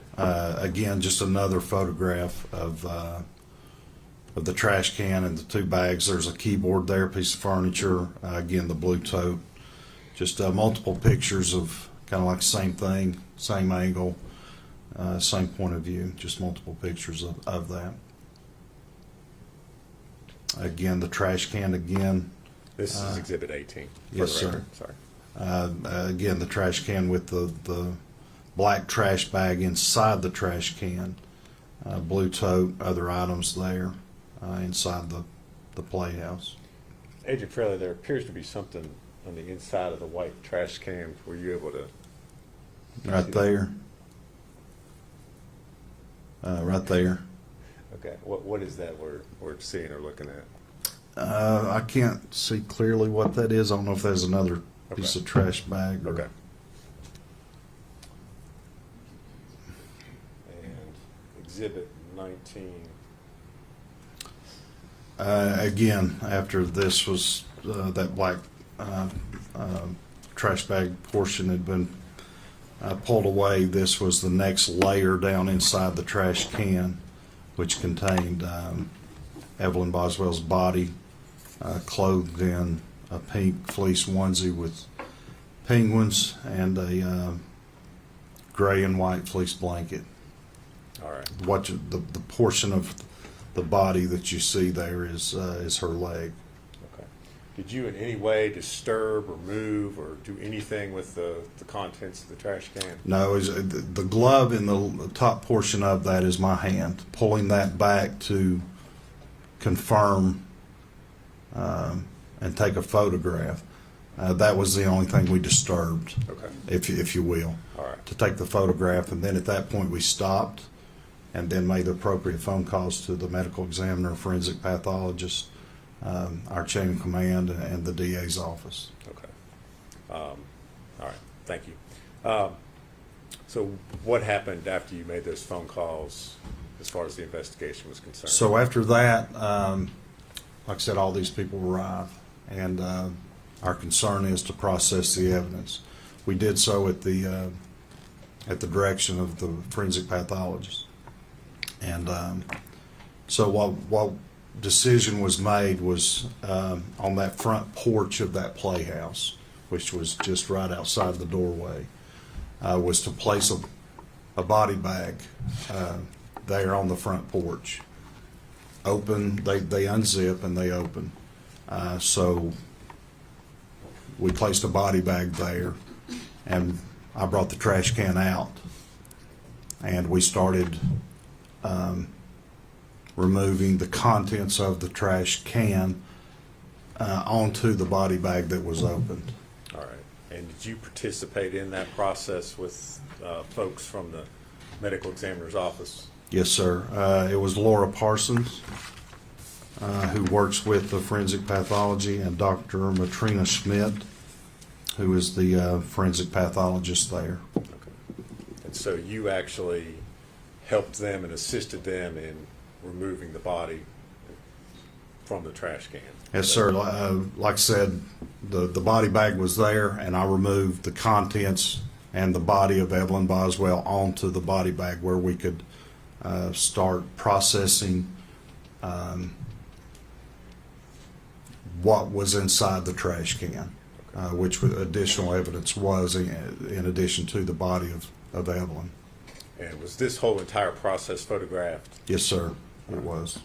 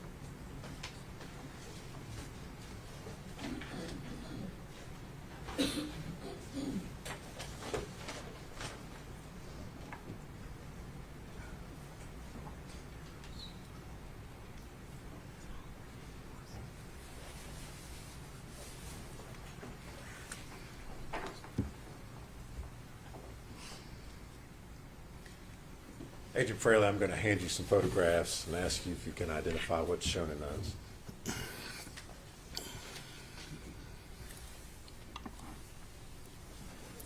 The first one is, as I just described, the body bag that's unzipped and placed on the front porch on top of paper. I think it was butcher paper we rolled out, but the first one is me removing the contents of the trash can, which included Evelyn's body. That's my arm in the top portion of that photograph.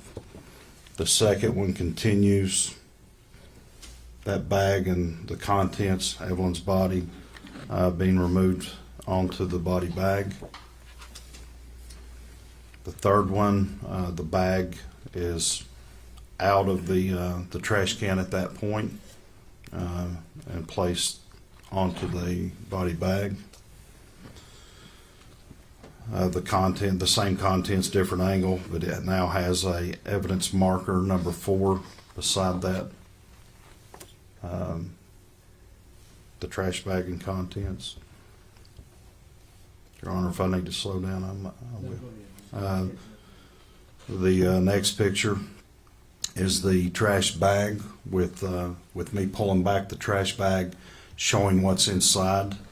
That depicts a gray and white fleece blanket, and you can see where my hand is. It's a gloved hand.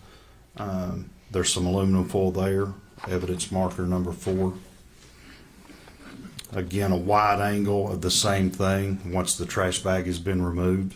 It's my hand there in the picture.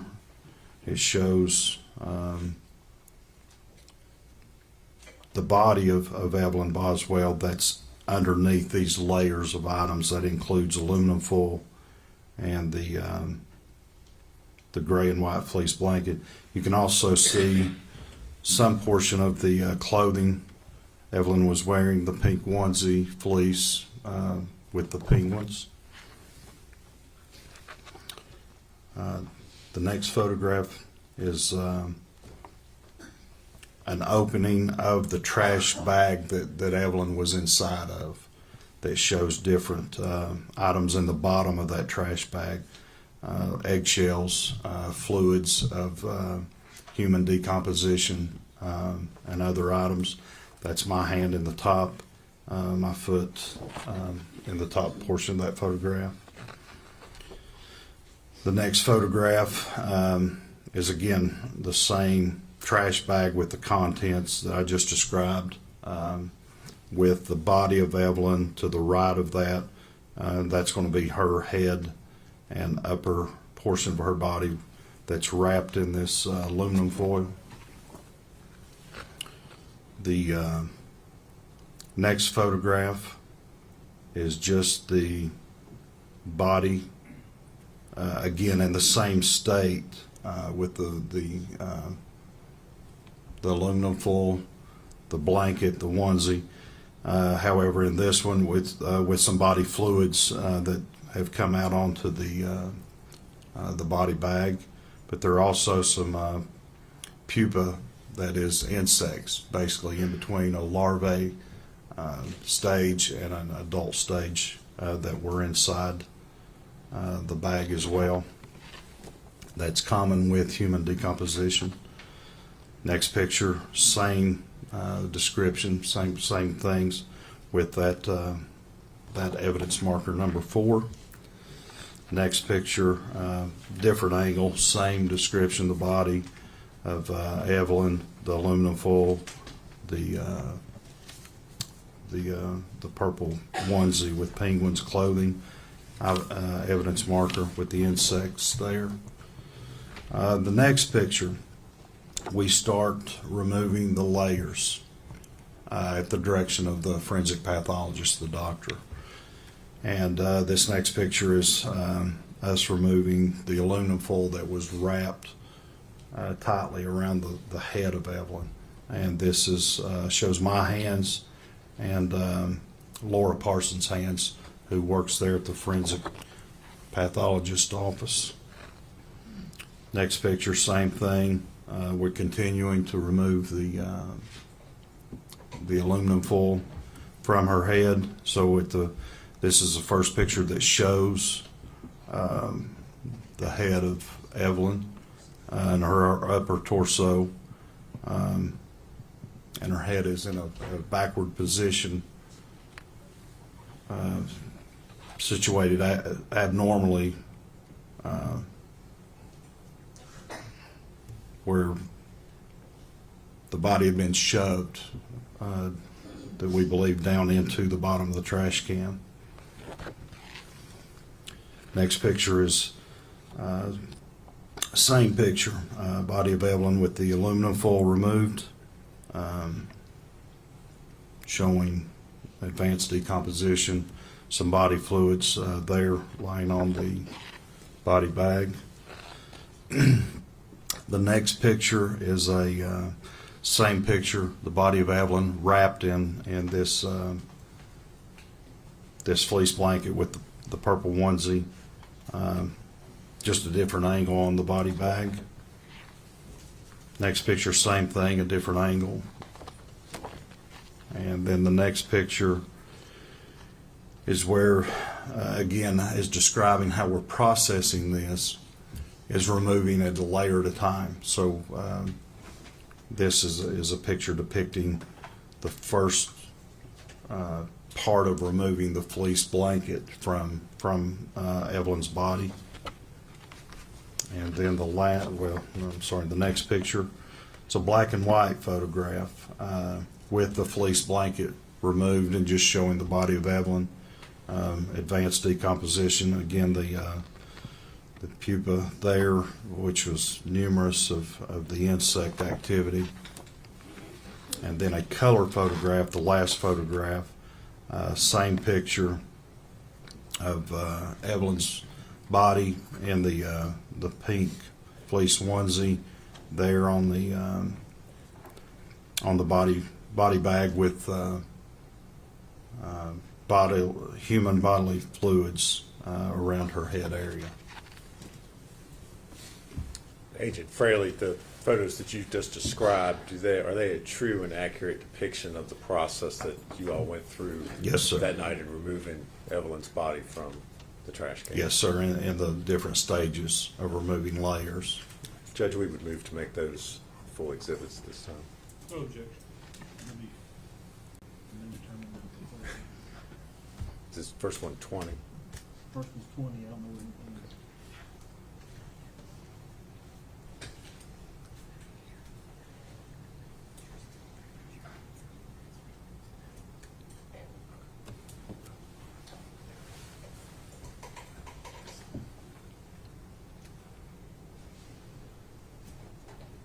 Are there going to be more series of those? Yes. Well, Count them. yes. Yes.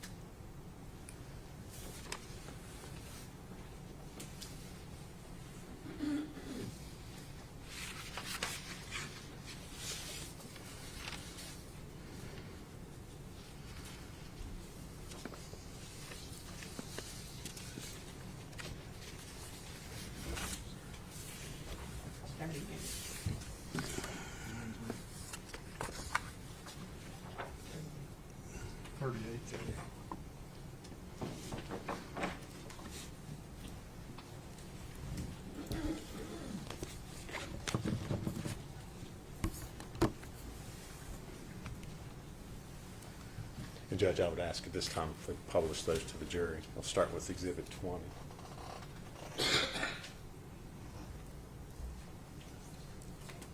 Agent Fraley, if you would describe for the jurors what they're seeing in this photograph. So this is after we removed the trash can from inside the playhouse. Like I said, this is my arm. and it's the first stage of removing the contents of that trash can that included the body of Evelyn.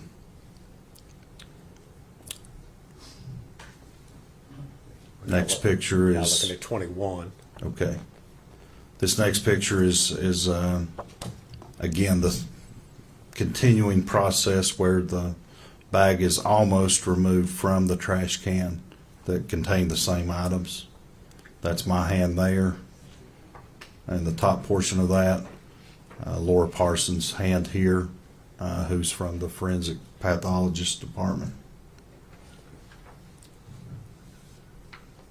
And now Exhibit 22. Again, my hand and arm here with the contents of what was inside the trash can, same contents, the bag with containing Evelyn's body. Exhibit 23. This is the bag removed and placed. This is the body bag I explained with the evidence marker with me here in the background. And at this point in time, the bag has been completely removed from the trash can. Yes, sir, it has.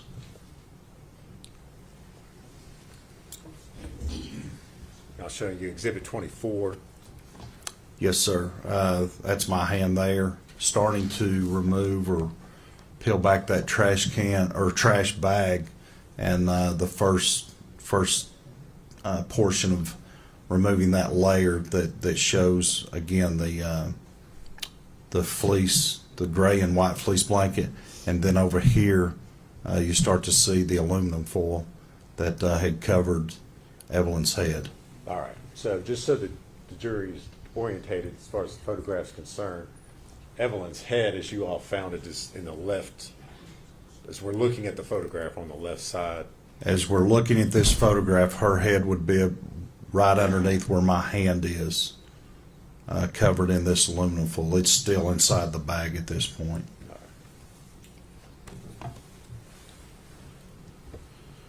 Now looking at Exhibit 25. This is just the first photograph of Evelyn's body outside the trash bag. The trash bag has now been fully separated from Evelyn's body. Again, the evidence marker number 4. This is my hand here removing and holding the bag. This would be her head on this side of the photograph with her feet on this side of the photograph. Again, as I've described earlier, the head was wrapped in this aluminum foil. All right. And just so we're clear for the record, when you're describing the head, that's as we're looking at the photograph, that's on the left side. Yes, sir, on the left. If you can see that pointer, that's where that's at, but facing that photograph, the head's on the left-hand side, the feet on the right-hand side.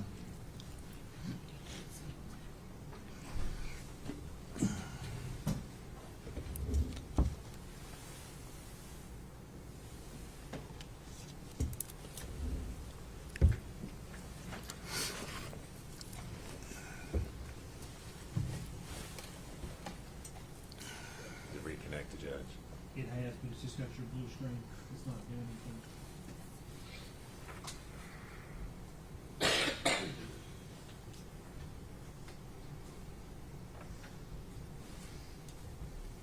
Your laptop may have low battery. I don't know if it's plugged in or not. So,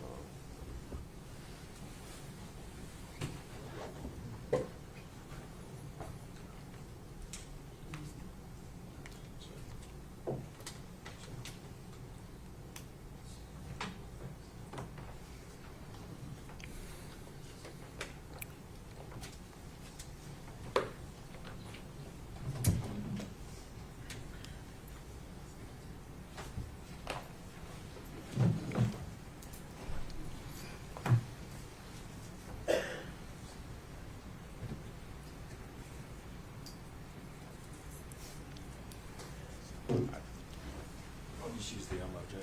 Well, I mean, I've got the blue screen, but I don't know if it's, to me, it's not showing.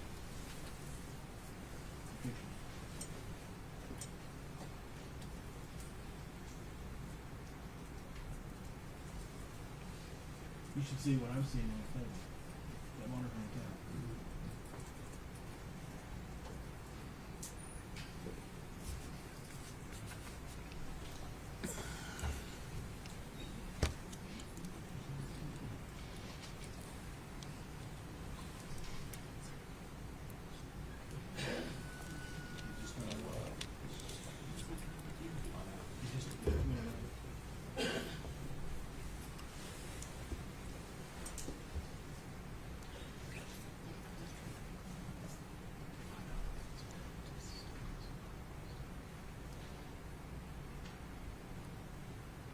I'm just gonna use the elbow, Judge. See, yeah, push it all the way up. Push it all the way up.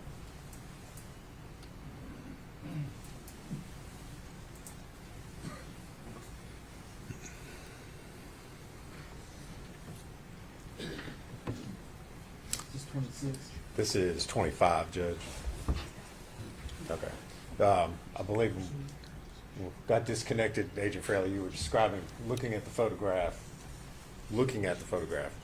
Evelyn's head is to the left where the foil is that correct? That's correct. Looking as we're seeing it, the left here, this foil is her head, and down near the item marker number 4 is her feet. Once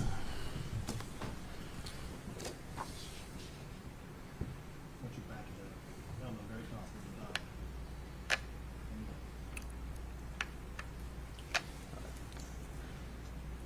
Showing you Exhibit 26. Yes, sir. My hand here. Another set of hands, Laura Parsons here. It's looking down into the trash bag that that Evelyn's body was pushed down into, and like I said, there is just assorted trash, eggshells, human decomposition fluids, and then on the right hand portion in the lower section here is that aluminum foil and the blanket with the body of Evelyn right there. And that's right after you all had removed the body from the trash bag. Yes, sir. Now showing you Exhibit 27.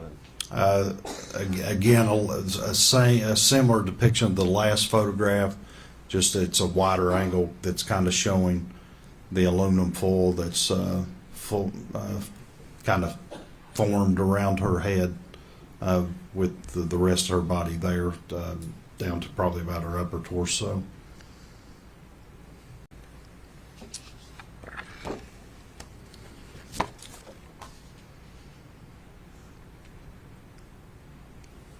Again, here talked about the aluminum foil head again, the rest of the body. Right here's what I'm describing as the insect activity of mid stages of pupa. That is basically in between the larvae section and the adult section of the insect typical as flies. Now looking at Exhibit 29. Again, just a different angle of Evelyn's body that's underneath these layers of aluminum foil, fleece blanket, down to her clothing, the purple fleece onesie with the penguins. And At this point in time, you all have not removed any of the items from the body, is that correct? no, sir. No. Again, what we tried to do at the direction of the medical examiner and forensic pathologist was remove these in layers. As you see, that's each picture's best we could do is a layer, taking it through the trash can to the trash bag to the aluminum foil to the fleece blanket down to the purple onesie. Now looking at Exhibit 30. Again, this is kind of just stepping overhead, looking down. Same photograph, Evelyn's body with the foil and the fleece blanket and the evidence marker number 4.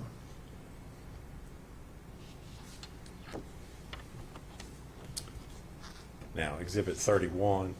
That's the first. Again, as I've described, taking this by layers. So this is us removing the aluminum foil from Evelyn's head. And if you would, describe for the jury the processing. Was this a difficult process? Was it easy? How was the foil attached? The foil was attached. It was compressed. It never occurred to me that when the body of Evelyn was placed or forced or shoved into this trash can, that this was a piece of foil that was just kind of put on there. This appeared to me to be formed around her head with the contours of her face, the eye sockets, how they're concave. This was formed. It wasn't just happened to be there and the body of Evelyn placed there and it just happened to meet up. It was formed. Okay. So did it take you all a while to remove the foil from the body? Not long, no. Like I said, once we got there, we Laura Parsons and I separated the layers, as you can see depicting in these photographs, and that's as far as we went. Once we got I think the next one will be the fleece blanket. But once we got to the body of Evelyn in her clothing, which was this purple fleece onesie with penguins on it, we stopped. And I'll continue at that point. All right. I'm going to show you Exhibit 32. Right. Again, this is just the next step, continuing to removing that foil from Evelyn's head. Okay. And at this point, it looks like you all have essentially removed all the foil. Yeah. Yes, around sir. her head. Yeah. It's off of the head and being pulled away by Laura Parsons.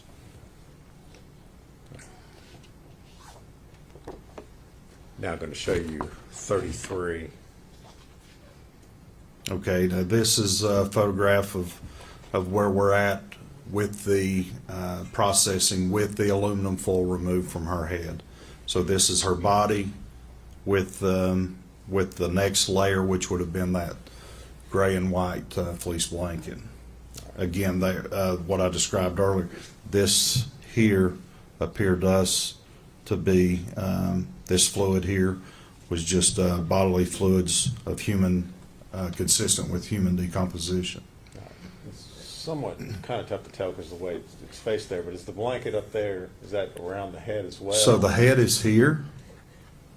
This is her right arm. She would be facing to the top portion of this picture, but her head was in a manner that it was backwards. It wasn't normal as I'm sitting here or you're sitting here.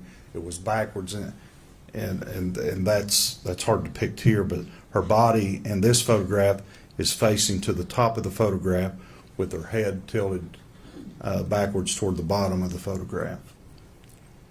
That's her right hand right there. That dark portion out of that fleece, that purple fleece onesie. And the color is very dark because of the advanced stages of human decomposition. Now showing you Exhibit 34. So again, this is the same stage in that, where this is on the other side of the body, this being the head, this being the hand I just described. The pink, purple onesie with penguins, and the gray and white fleece blanket. All right. And again, from this angle, are we looking at the blanket there pulled up around the head? Yes, sir. It's covering like it had been pulled up and over the head. So that is the head on the right-hand side of this photograph, with the feet on the left-hand side of this photograph.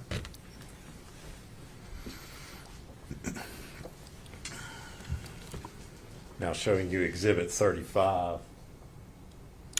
This is, again, same Evelyn's head on the left this time.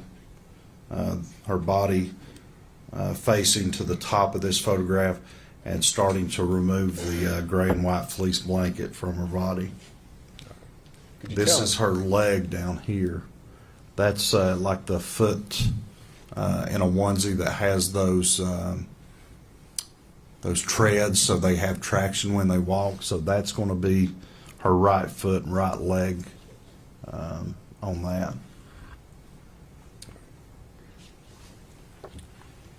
And now showing you Exhibit 36.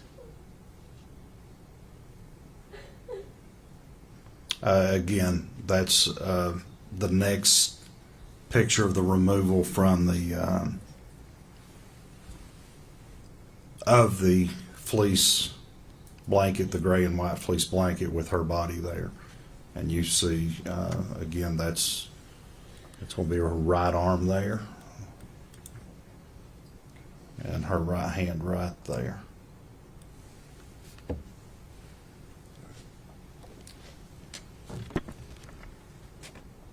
Now showing you Exhibit 37. Yes, sir. This is a black and white photo, obviously. Her facing the top of the photograph. This is her right hand.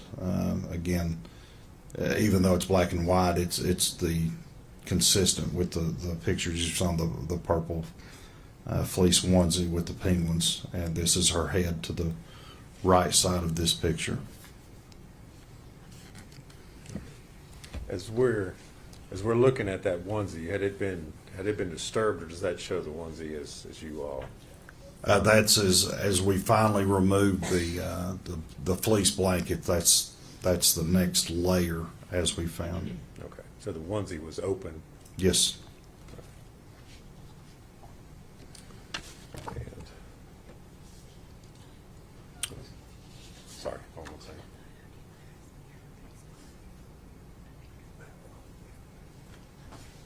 Now I'm going to show you exhibit number 38. Again, this is the body of Evelyn. That's her head. There's her legs and feet. There's her right hand there on that body bag. Okay. If we can, I'd like to go back. I'm going to show you exhibit 37 again. Okay. I don't know if it's The black and white yeah, it's the photograph. black and white photograph. Which, as we're looking at the photograph, where is Evelyn's face? As we're So this is her head on the right-hand side of this photograph. Her body is facing to the top of the photograph, so her face would be right in here on the back side of, kind of looking at the back of her head. Again, it's advanced decomposition. and the fact that there was advanced decomposition, did that affect your all's ability to be able to, or how you were able to process the scene there? Yeah, I mean, like I said, in conference and at the direction, the medical examiner, the team from forensic center there.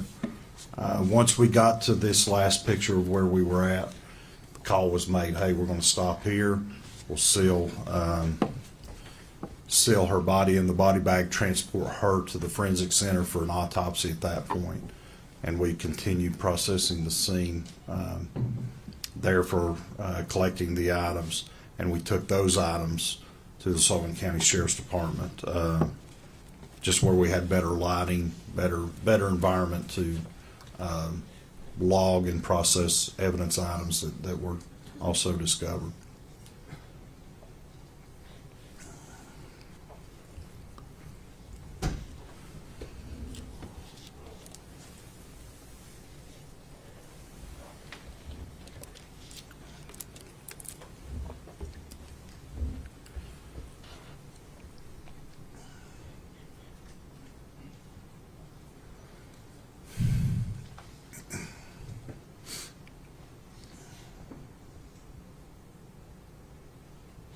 You're going to go from one set of photos to another set of photos, Yes.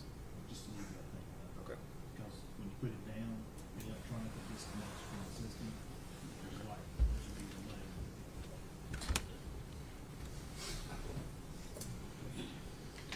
Agent Fraley, you described the process of, I guess, taking the other items, the trash bags that you recovered from there, removing them from the scene and then taking them to the sheriff's office. Is that correct? Yes, sir. Okay.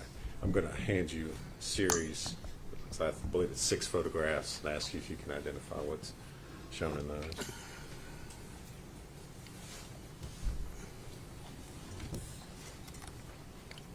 This first photograph is a picture looking over the top of the trash can, looking down in it.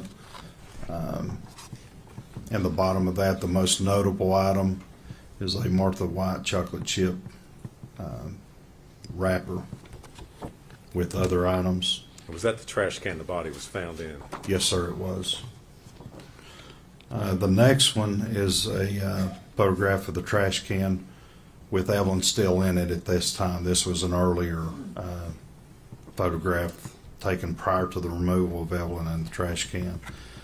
What's important and noted here is a piece of chewing gum that is attached to the inside wall of the trash can.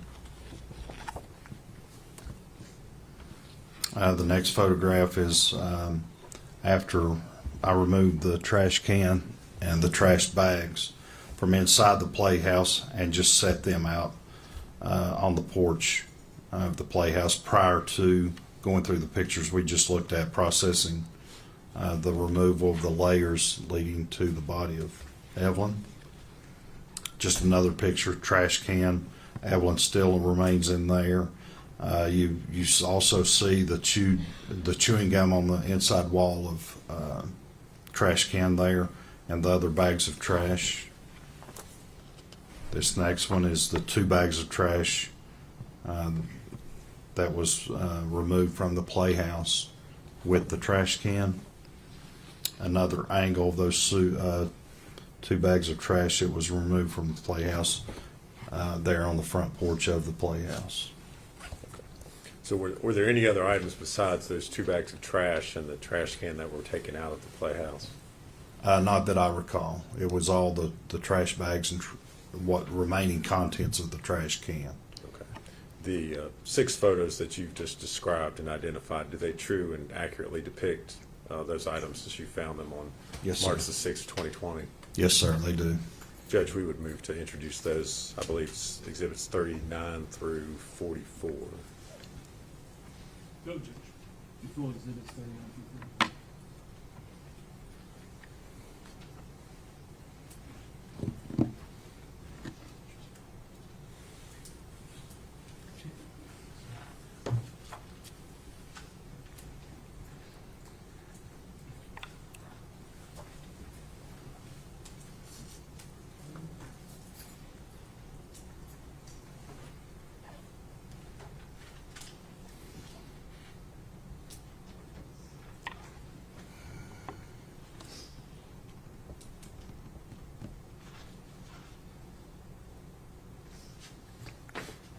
Not asked to publish those to the jury at this time, Judge. Agent Fraley, we're going to start with exhibit 39.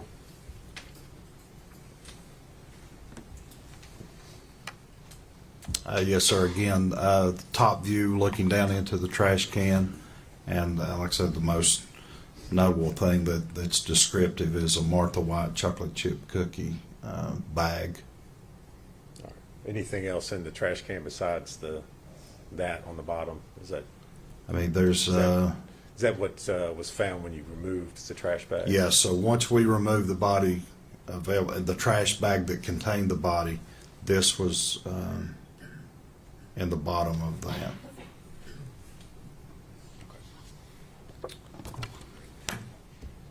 Now showing you exhibit 40. Yes, again, a top view again of the trash can that shows the fleece blanket and chewing gum there on the inside wall of the trash can. And if you would, just kind of point out or No, I'm use sorry, the laser yeah. pointer to show what. Yeah, so this right here, it's a piece of chewing gum that was removed, collected as evidence, and sent to our crime lab. And again, there's that fleece blanket that we've been going through earlier. All right. So that was taken before the body was removed from the. Yes, sir. Now showing you exhibit 41. Again, this was prior to processing. This was just simply removing those items. That includes the trash can and these 2 trash bags from inside the playhouse That's prior to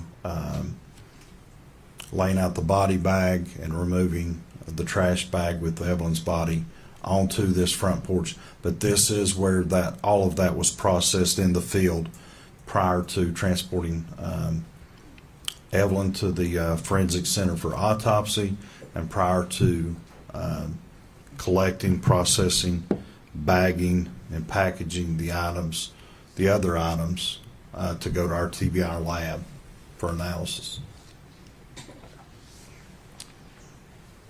Again, same. Exhibit 42. Yes, sir. Same picture, or same items, just different angle. 2 trash bags, trash can. And again, that was taken before you all had. Yes, sir.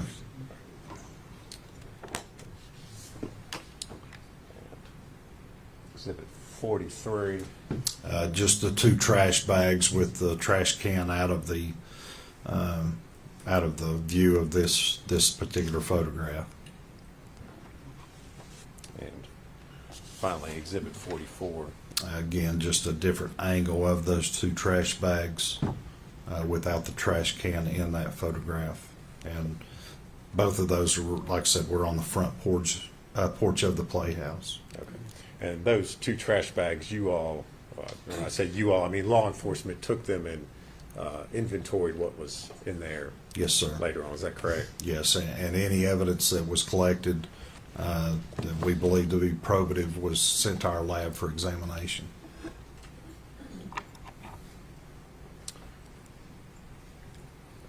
Agent Fraley, I know you did and you've described a number of different things that you did in the course of this investigation. Did you personally interview Ms. Boswell during this whole process? Yes, sir, I did. And in the course of your interviews with her, at some point in time, did she make a statement to you in which she finally admitted that Evelyn, in fact, was not missing, but was in fact dead? Yes, sir. On February 25th, at the Sullivan County Sheriff's Department, Sullivan County Sheriff's Detective Jonathan Licklider and I interviewed Megan. Okay. And at that time, she told you all that, in fact, Megan was deceased. Is that Yes, right? she Okay. that among other things as well. Okay. Yes, sir. During that interview, did she describe or give any description of the clothing that Evelyn was wearing? She did. Described a purple fleece onesie with penguins on it that she was clothed in. Okay. Did you describe anything else that was with the body or with Evelyn? Yes, she had stated she had wrapped her in a dark fleece blanket. All right. And how did you? I know we've seen pictures, but how did you find Evelyn? What was she wearing, and what was Those she wrapped in? exactly what Megan had described to us for the clothing and the blanket. All right. Thank you, Agent Fraley. If you Yes, would sir. answer any questions, Mr. Scott or Mr. Blanchard. The jury's lunch is here, so we're on break. We'll be back about 1:15. So ladies and gentlemen, I'm gonna have you go with the court officer. Let's stand, please.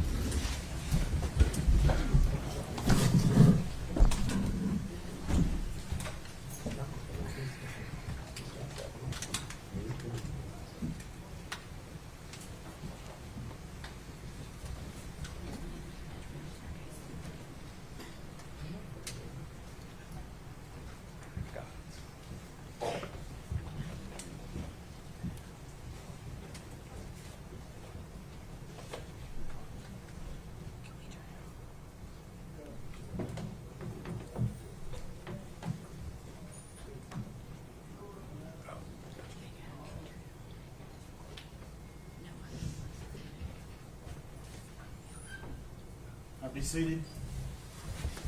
Now, I've also got information that the witness that in question is out in the lobby. Do you want me to bring him in and give him a bond? Otherwise, he'll be in custody of the sheriff. Because the order didn't have a bond set. I would prefer that. I'd also ask we instruct him to talk to us before. I guess. Well, okay. mean, otherwise I'll just ask that you held without bond.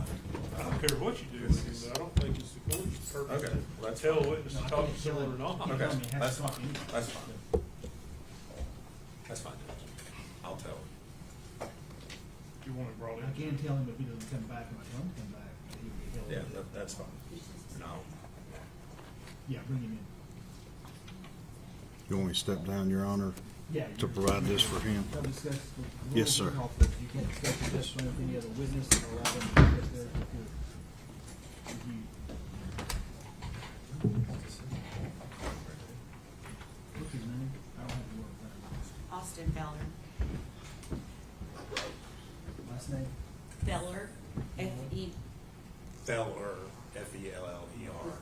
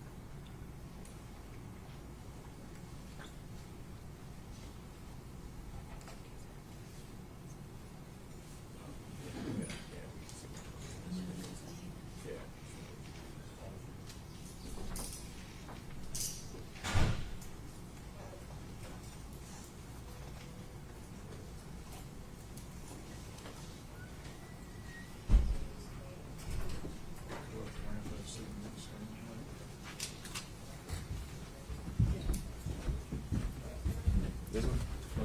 Yeah. Mr. Miller, Yes, sir. you were served with a subpoena to come to court Monday, and you didn't come, which is why we're here today with you in custody. I'm going to set $500 secure bond. You can make that through a bond company. You are a material witness in this case. What happens if you don't come back to court after you make that bond? And you are now instructed by this court that you will appear at this court no later than 9 a.m.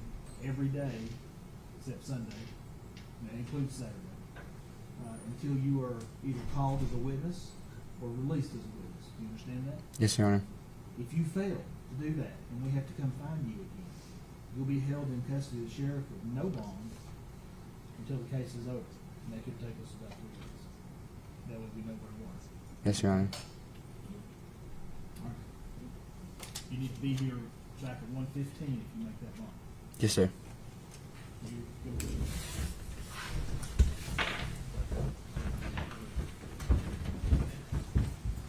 General, if you don't mind, now close the door.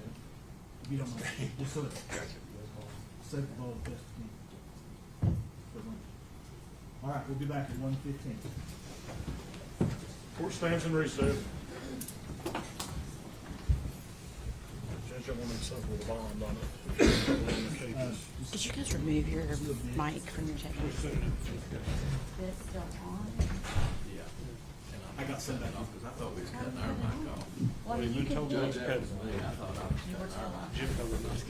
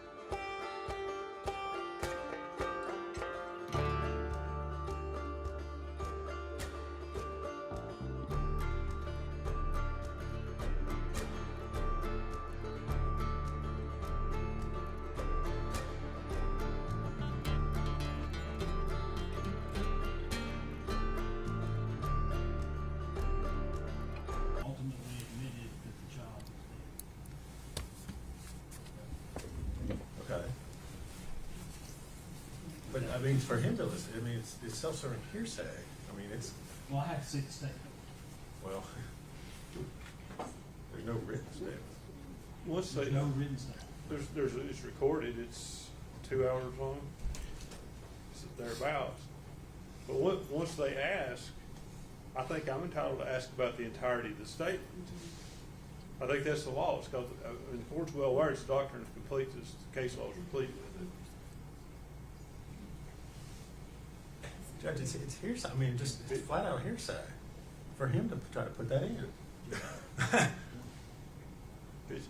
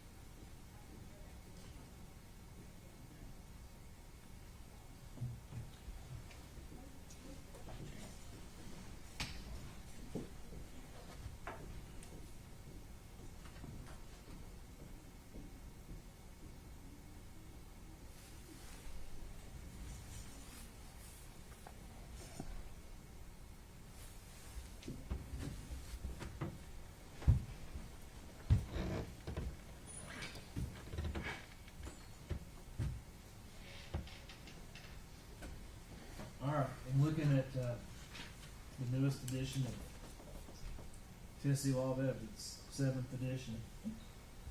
I'm on page 8-60.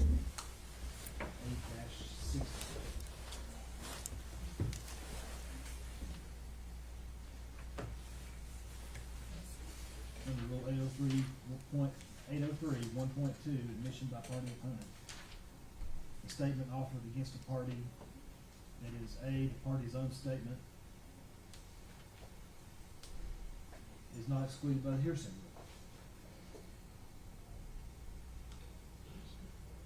And in the entirety of 806, I'm sorry, of the discussion of Rule 803, 1.2,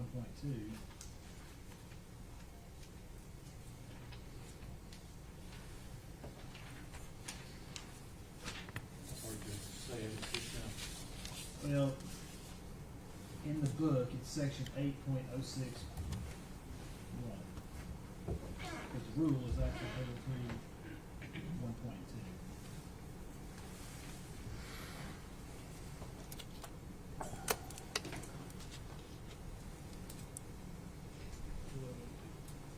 There's no discussion of the rule of completeness as applied to the exclusion of a party opponent admission.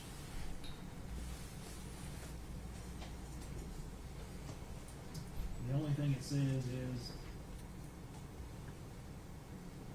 that the person against whom the statement is used may testify. And of course, this is a criminal case, so she's not required.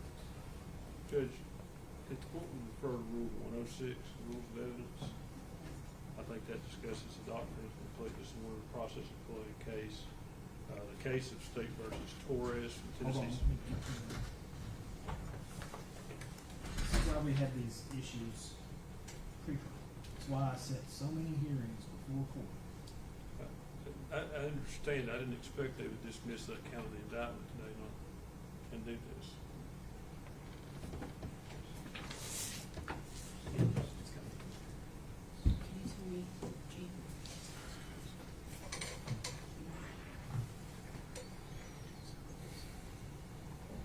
One what? 106, Your Honor.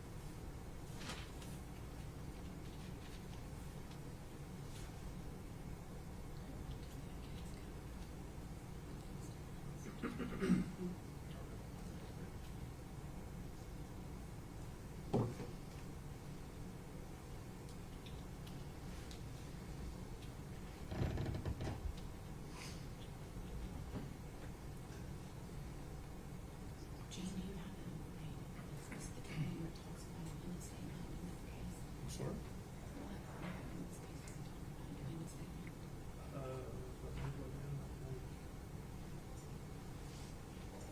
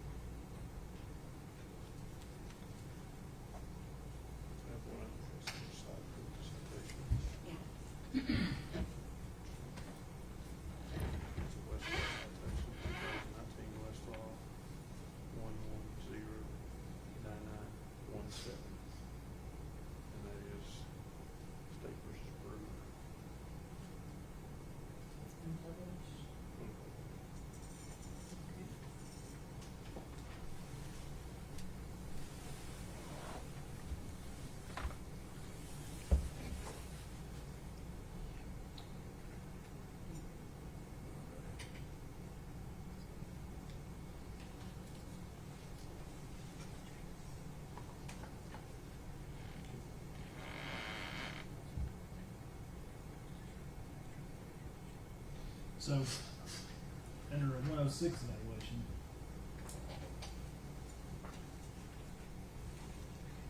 what, I guess my question is, I don't know what the rest of the statement says. Well, that's exactly my point, Judge. There's nothing misleading about what I asked. I didn't ask anything about what Ms. Boswell said. I didn't elicit any testimony whatsoever about a statement that she made. All I asked was whether or not she admitted that she was dead. There's nothing misleading about that, and nothing about what he's going to ask as far as that. All it does is further their theory. It doesn't in any way clear up any misconception or misleading information that I may have presented from that. According to this Torres case from 2002, in the defendant's murder trial, the court erred in denying the admission of the videotape of defendant's statements.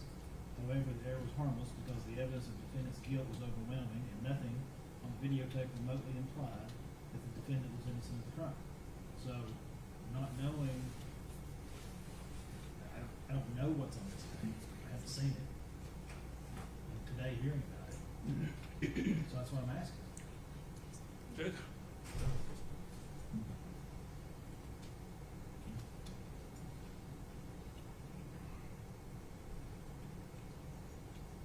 My understanding of that doctrine, it doesn't, I don't have to show that there's something misleading. I don't have to- Absolutely, it does. I mean, it's right out of the. Can I finish? I'll listen to you. I mean, no disrespect to anyone here, I'm not trying to upset anyone. But in Torres, there was an issue about that. There are other cases besides Torres. That's the first one I pulled up. There's a State versus Brewer it's the same thing. It's an issue of fundamental fairness. They ask about the statement, then they say, I can't ask about the parts I want to ask about. And if we need to take a minute, I've asked the court for a minute so we can print a couple of those cases and make sure I want to do this right. I know you want to do it right. Yeah. If you've got the cases, let me have them. Okay. Judge, I think there's a good explanation in the unpublished case of State versus Dylan Brewer. That could be found at 2019 Westlaw 1109917. I forwarded that to your assistant and asked her if she would print it. I have not. And I've given that citation to the state as well.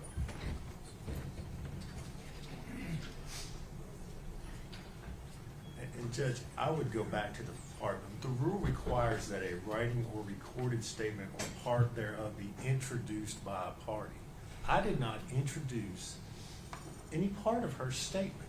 I asked Detective Fraley if she ultimately admitted that her child was dead. I didn't ask what she said. I didn't ask how she did, if she did it, if she admitted she did it, if she said she didn't do it. What you asked was if she made a statement to you in which she get. I mean, I have her go back if that's what you want me to do. I mean,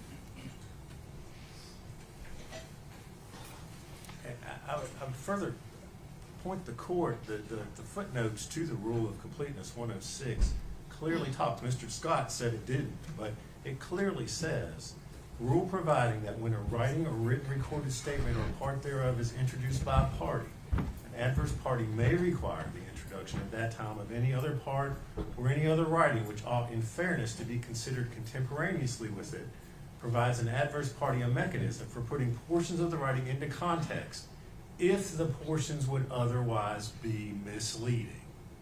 There's nothing misleading about what I asked Agent Fraley. He's not trying to clarify anything.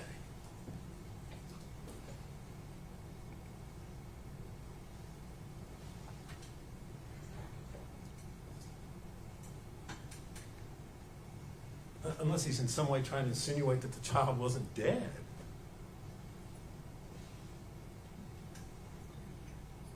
well, we're gonna take a minute. I'm gonna look at whatever case this is. They didn't answer that. Did you get that? Did you find her? Yes, Judge, they're having a hard time going through it. We can have a minute. I'll Yeah. collect and send them back. I just may need the time to do it. Who are you talking about? Back to your staff. Okay. to step out for a few minutes. Yeah, we'll take, we're still on, we're still on the radar.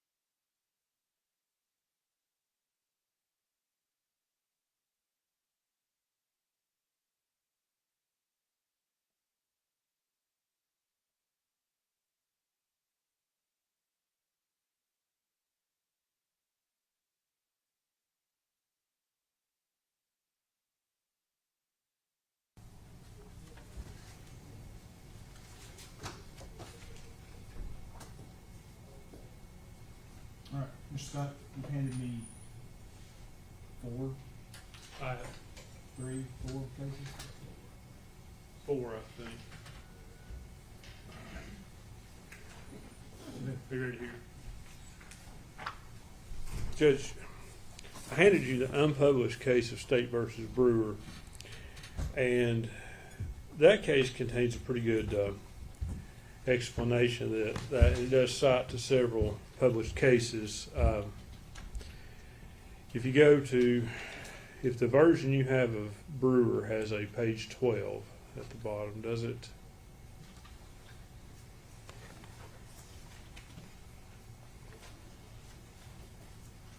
Yep.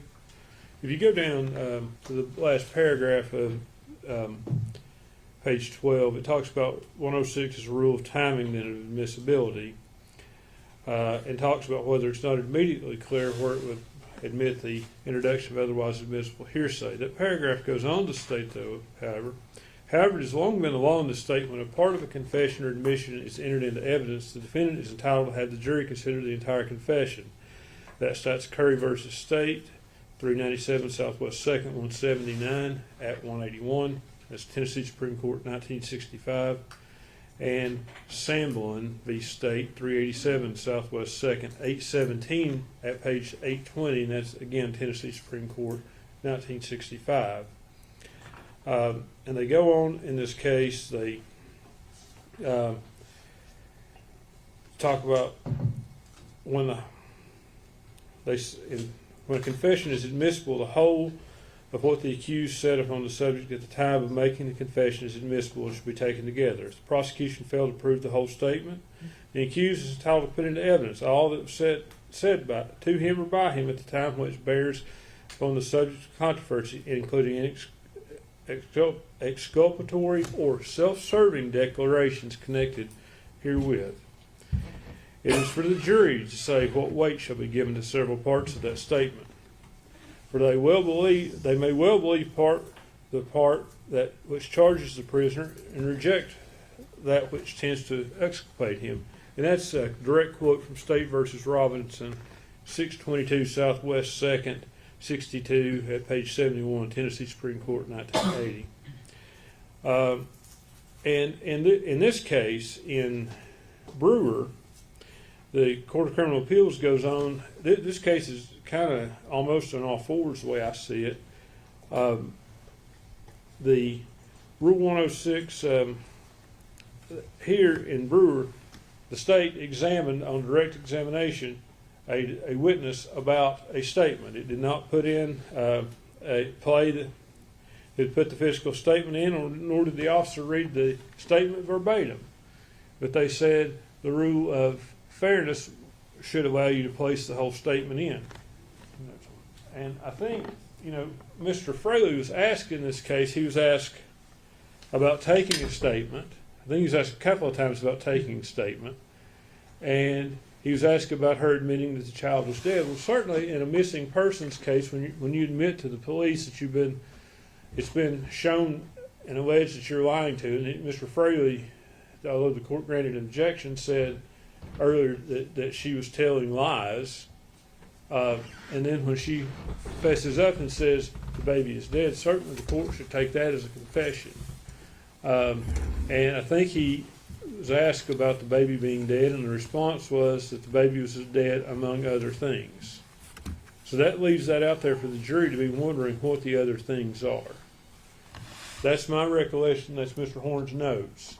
Now, that's essentially my argument. I'll rely on the other cases I gave you, but I think that Brewer case gives the best explanation. Although it's an unpublished case, the cases it cites to certainly are published. And if you have any questions, I'll be glad to answer those. If not, I'll yield to Mr. Harper.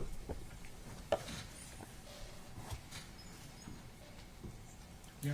Judge, I would agree with Mr. Scott. I think the Brewer case is on point. I would disagree with him as to how he's reading it, however. One, I don't think anything about what I elicited was in any way a confession by Miss Boswell.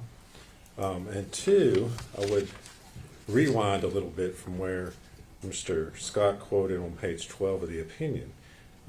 Because the danger that we're trying to avoid here is misleading the jury by providing only inculpatory parts or parts that somehow make the defendant put the defendant in a bad light, and not putting forth the parts that are inculpatory or in some way would mislead the jury about the proof. And in the paragraph above where Mr. Scott quoted the rule of completeness that was explained by the Supreme Court, it talks about that the rule must do one of the following, and then it lists 4 things. 1, explain already admitted proof. 2, place admitted proof in context. 3, avoid misleading the trier of fact. Or 4, ensure a fair and impartial understanding of the already admitted proof. Well, what he's trying to elicit doesn't do any of that stuff. See, that's my problem. My problem is, I don't know what he's trying to do. Well, I've not been told yet. all right, I guess I'll go ahead. I believe he's trying to elicit that what Miss Boswell told Agent Fraley was that her... Step out.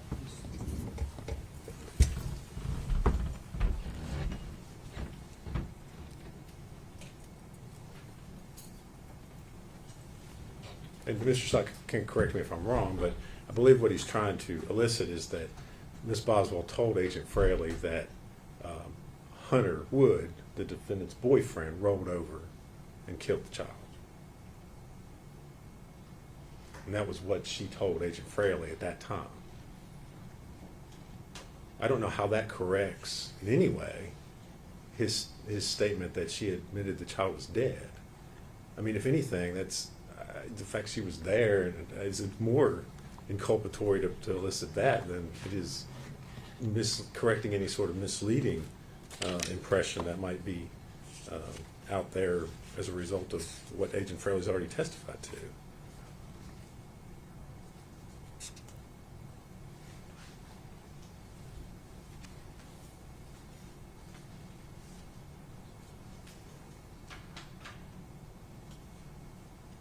Are you satisfied that that's an accurate summary of what the proof is, or do I need to hear the whole 2 hour? I would, Because there's, in these cases we gave him, I don't recall which one it is, but I read that one of the arguments was that the defendant on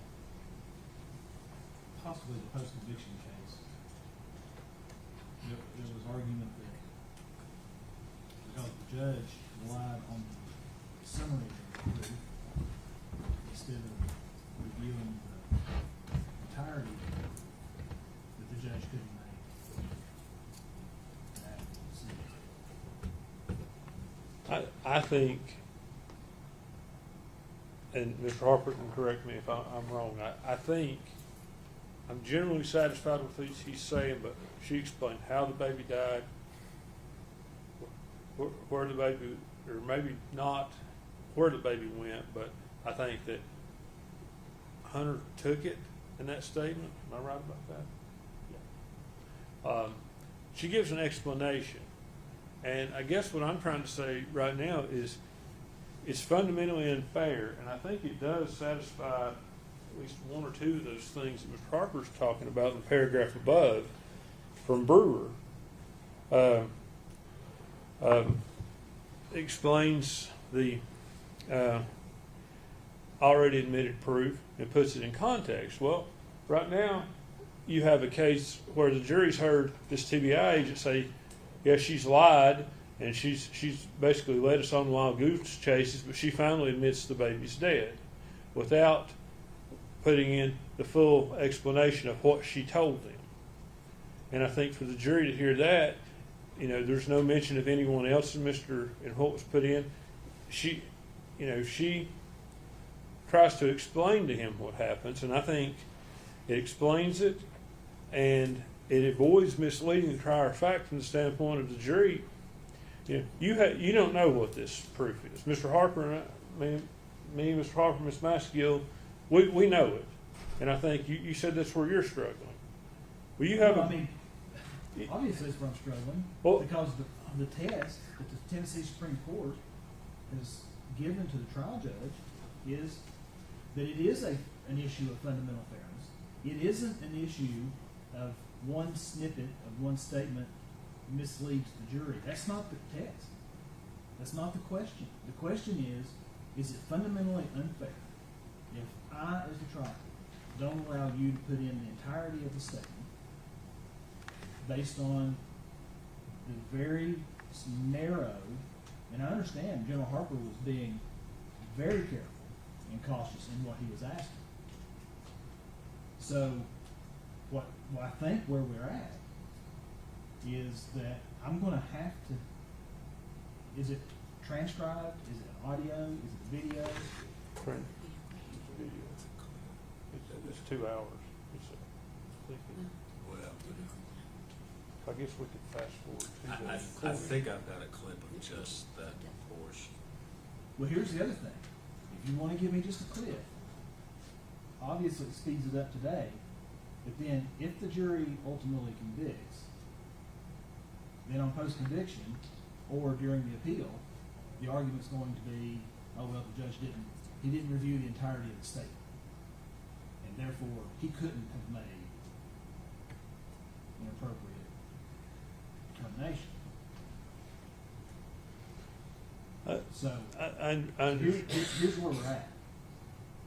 It's my opinion, and believe me, there's nobody in this courtroom that wants to keep this case moving. But it's my opinion that you're going to have to give me the audio, video, whatever it is, and I'm going to have to go back in chambers, and I'm going to have to review it. And then I can come out here and make a decision based on this law. I think that's where we're at.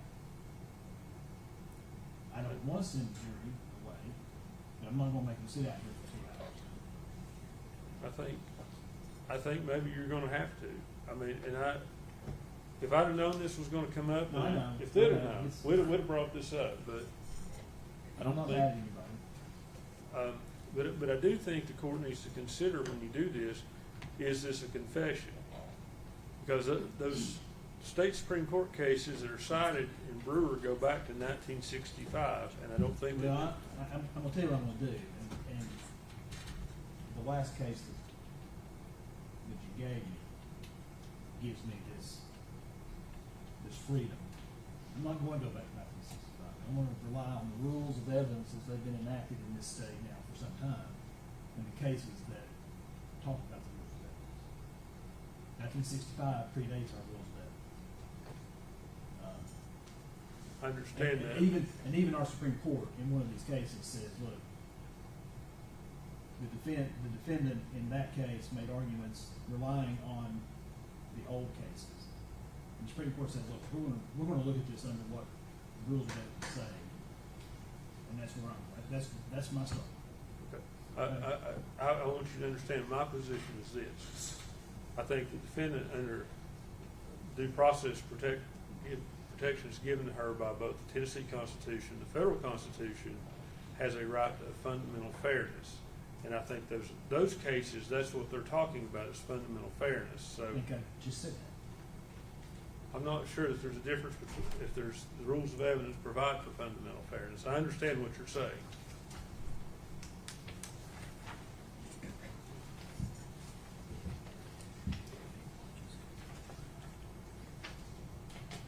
Let's make that exhibit. And if I'm wrong, I think we're on the same page at least, is what needs to be done.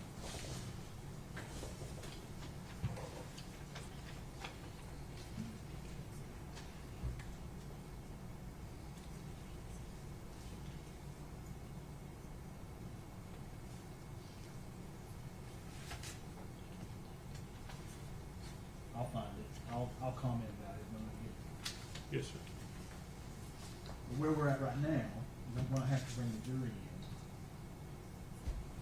I'm going to send them, since this is day one and they've not been to the hotel yet, I'm going to go ahead and just send them to the hotel. So I'm going to have to, is it listen to or watch? It's video. It's video. All right. And we may have the whole issue about whether I can see and hear what's being said. I've had another case where I had Sullivan County videos that I could not hear. These are pretty clear, Judge. We've done we? there shouldn't be any problem. So I need to bring the jury in. Well, Lieutenant said no, I'm gonna go ahead and send them to the hotel. Yes, sir. Let them get settled in. and we all take them out together. Yes, sir. We'll start back on that.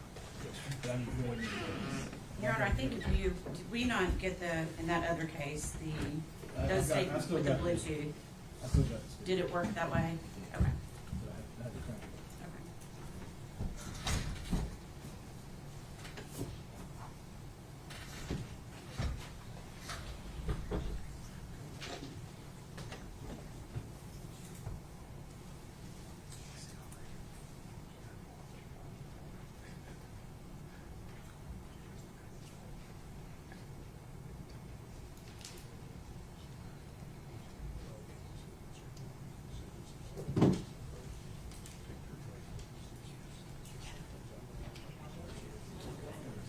okay. One stand, please.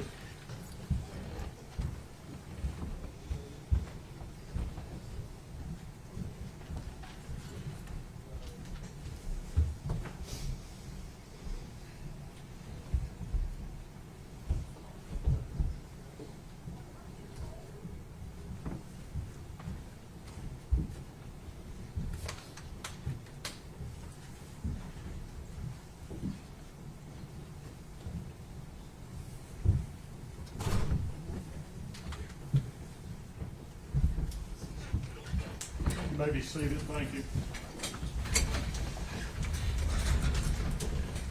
All right, ladies and gentlemen, I hope you enjoyed the lunch first. Second, we've got a legal issue that's come up that I have to do a little bit of research so I can come to the right conclusion. And it's gonna slow us down a little bit. But since this is the first day of sequestration, I'm going to go ahead and have the officers take you to the hotel so you can get settled in. Your luggage should already be there. I think they've already told you all that.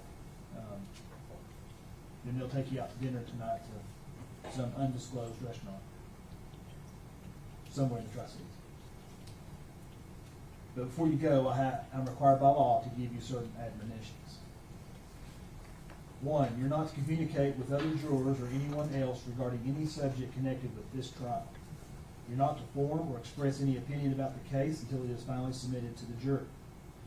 You're to report promptly to this court any incident involving an attempt by any person to improperly influence any member of the jury. You're also to report promptly to the court a juror's violation of any of these admonitions. You're not to read, watch, or listen to any news reports concerning this case. You're to decide this case solely on the evidence introduced in this trial. Okay? Now, we'll start back at 9 o'clock in the morning, and I will see you then. One stand, please.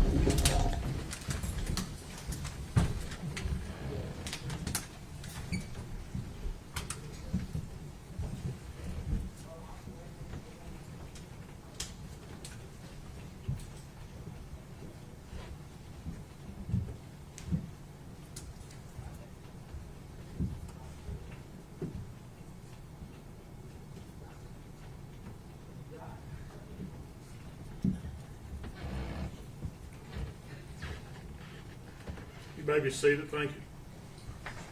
All right. So, y'all, we'll be in recess till 8:30 in the morning. I need y'all to get that statement to me in chambers. Judge, may we approach, talk about something